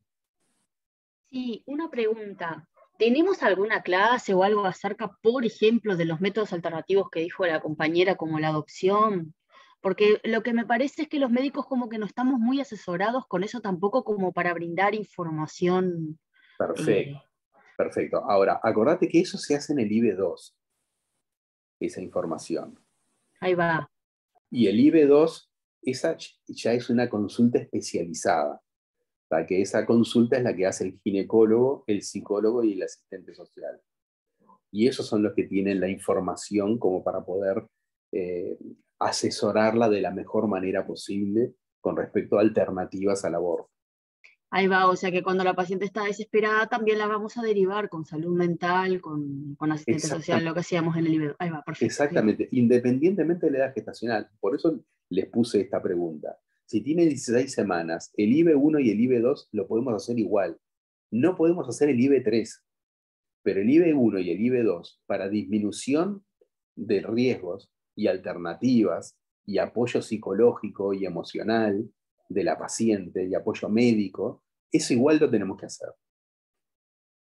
¿Entienden? Sí, bueno, quedó claro, muchas gracias. Bueno, bárbaro. Bueno, acuérdense en esta, pregunta de examen, ¿tá? ¿Para qué pedimos la ecografía transvaginal en el IB1? ¿Se acuerdan, chicos? Bueno, ya están cansados y tampoco, viste, como que... Pero recuerden esto, ¿no? Calcular la edad gestacional, corroborar la vitalidad del embrión, que no es un huevo muerto y retenido, un huevo anembrionado, y corroborar la ubicación, que no es un embarazo ectópico, por ejemplo. ¿tá? Que no tenemos que hacer IVE, tenemos que hacer una laparoscopía y resolverlo, ¿viste? Quirúrgicamente el embarazo ectópico. ¿tá? Pregunta de examen esta. IBE de hace 5 días y ahora consulta por flujo fétido y dolor hipogástrico. Bueno, signo de alarma, ¿verdad? Signos de alarma, tiene que consultar inmediatamente. ¿Tá? Dijimos Entonces, que le vamos a pasar antibióticos, ¿no? exactamente. Tiene que consultar la paciente. Primero, irse con la información de saber de qué tiene que consultar. ¿Tá? O sea, que tiene que saberlo esto la paciente, porque la paciente no sabe en medicina. Entonces, nosotros le tenemos que informar en el IBE2. El ginecólogo está para informarle esto. Cuáles son los signos de alarma y cuáles son los signos normales, para que ella sepa discernir y sepa cuándo tiene que consultar y cuándo no. ¿Ah? En realidad nos dice de un IB3 incompleto, ¿no? Disculpe. Esto acá nos dice que hay un IB3 incompleto, ¿no? Claro, no, no. El IB3 incompleto, eso se ve a los 10 días cuando hacemos la ecografía. ¿Tá? Y vemos la línea endometrial. Si la línea endometrial es mayor de 20 milímetros, ahí es un IBE incompleto. Y también capaz que lo que tú te referías era un IBE que no haya resultado. Por ejemplo, que haya tomado la medicación y de repente no tuvo ningún sangrado, ni tuvo dolores, ni tuvo nada. O tuvo un sangrado escaso, menor que una menstruación, y después se detuvo. Entonces la paciente sospecha de que no abortó. Bueno, ahí sí tiene que venir a consultar. ¿Tá? Porque tenemos que repetir la medicación. Bien. Y por eso tiene que tener bien claro cuál es el último día para poderse hacer el IBE. Pero en el caso... 2 semanas y 6 días y no abortó con la médico, y bueno, de repente es mejor que haga un aborto quirúrgico, ¿viste? A jugársela a hacerse otro aborto médico que capaz que de repente le fracasa. Pero en el caso que tenga flujo fétido y también tenga sangrado, Sí. nos dice que no completó el aborto y lo tenemos que hacer de manera quirúrgica, llevando a un legrado. Y ahí generalmente tenemos que hacer un legrado, porque es un aborto incompleto infectado. ¿Ah? Bien, bien, perfecto. IBE hace 5 días y ahora consulta por genitorragia escasa. Bueno, o sea, como que tenemos que decirle que venga a los 10 días. ¿No? O sea, como recuérdense que el aborto lleva 10 días para producirse completamente. ¿No? Salvo que esa genitorragia sea tan escasa que la paciente dude de que haya abortado, entonces nosotros querramos saber si abortó o no, entonces de repente le tenemos que hacer una ecografía para ver si ya abortó o todavía está en proceso de aborto. ¿Ok? Sí. IBE hace 5 días y ahora consulta por genitorragia abundante con repercusión hemodinámica. Bueno, esto es signo de alarma. Tiene que venir y consultar. ¿Está? ¿Alguna otra pregunta, chicos?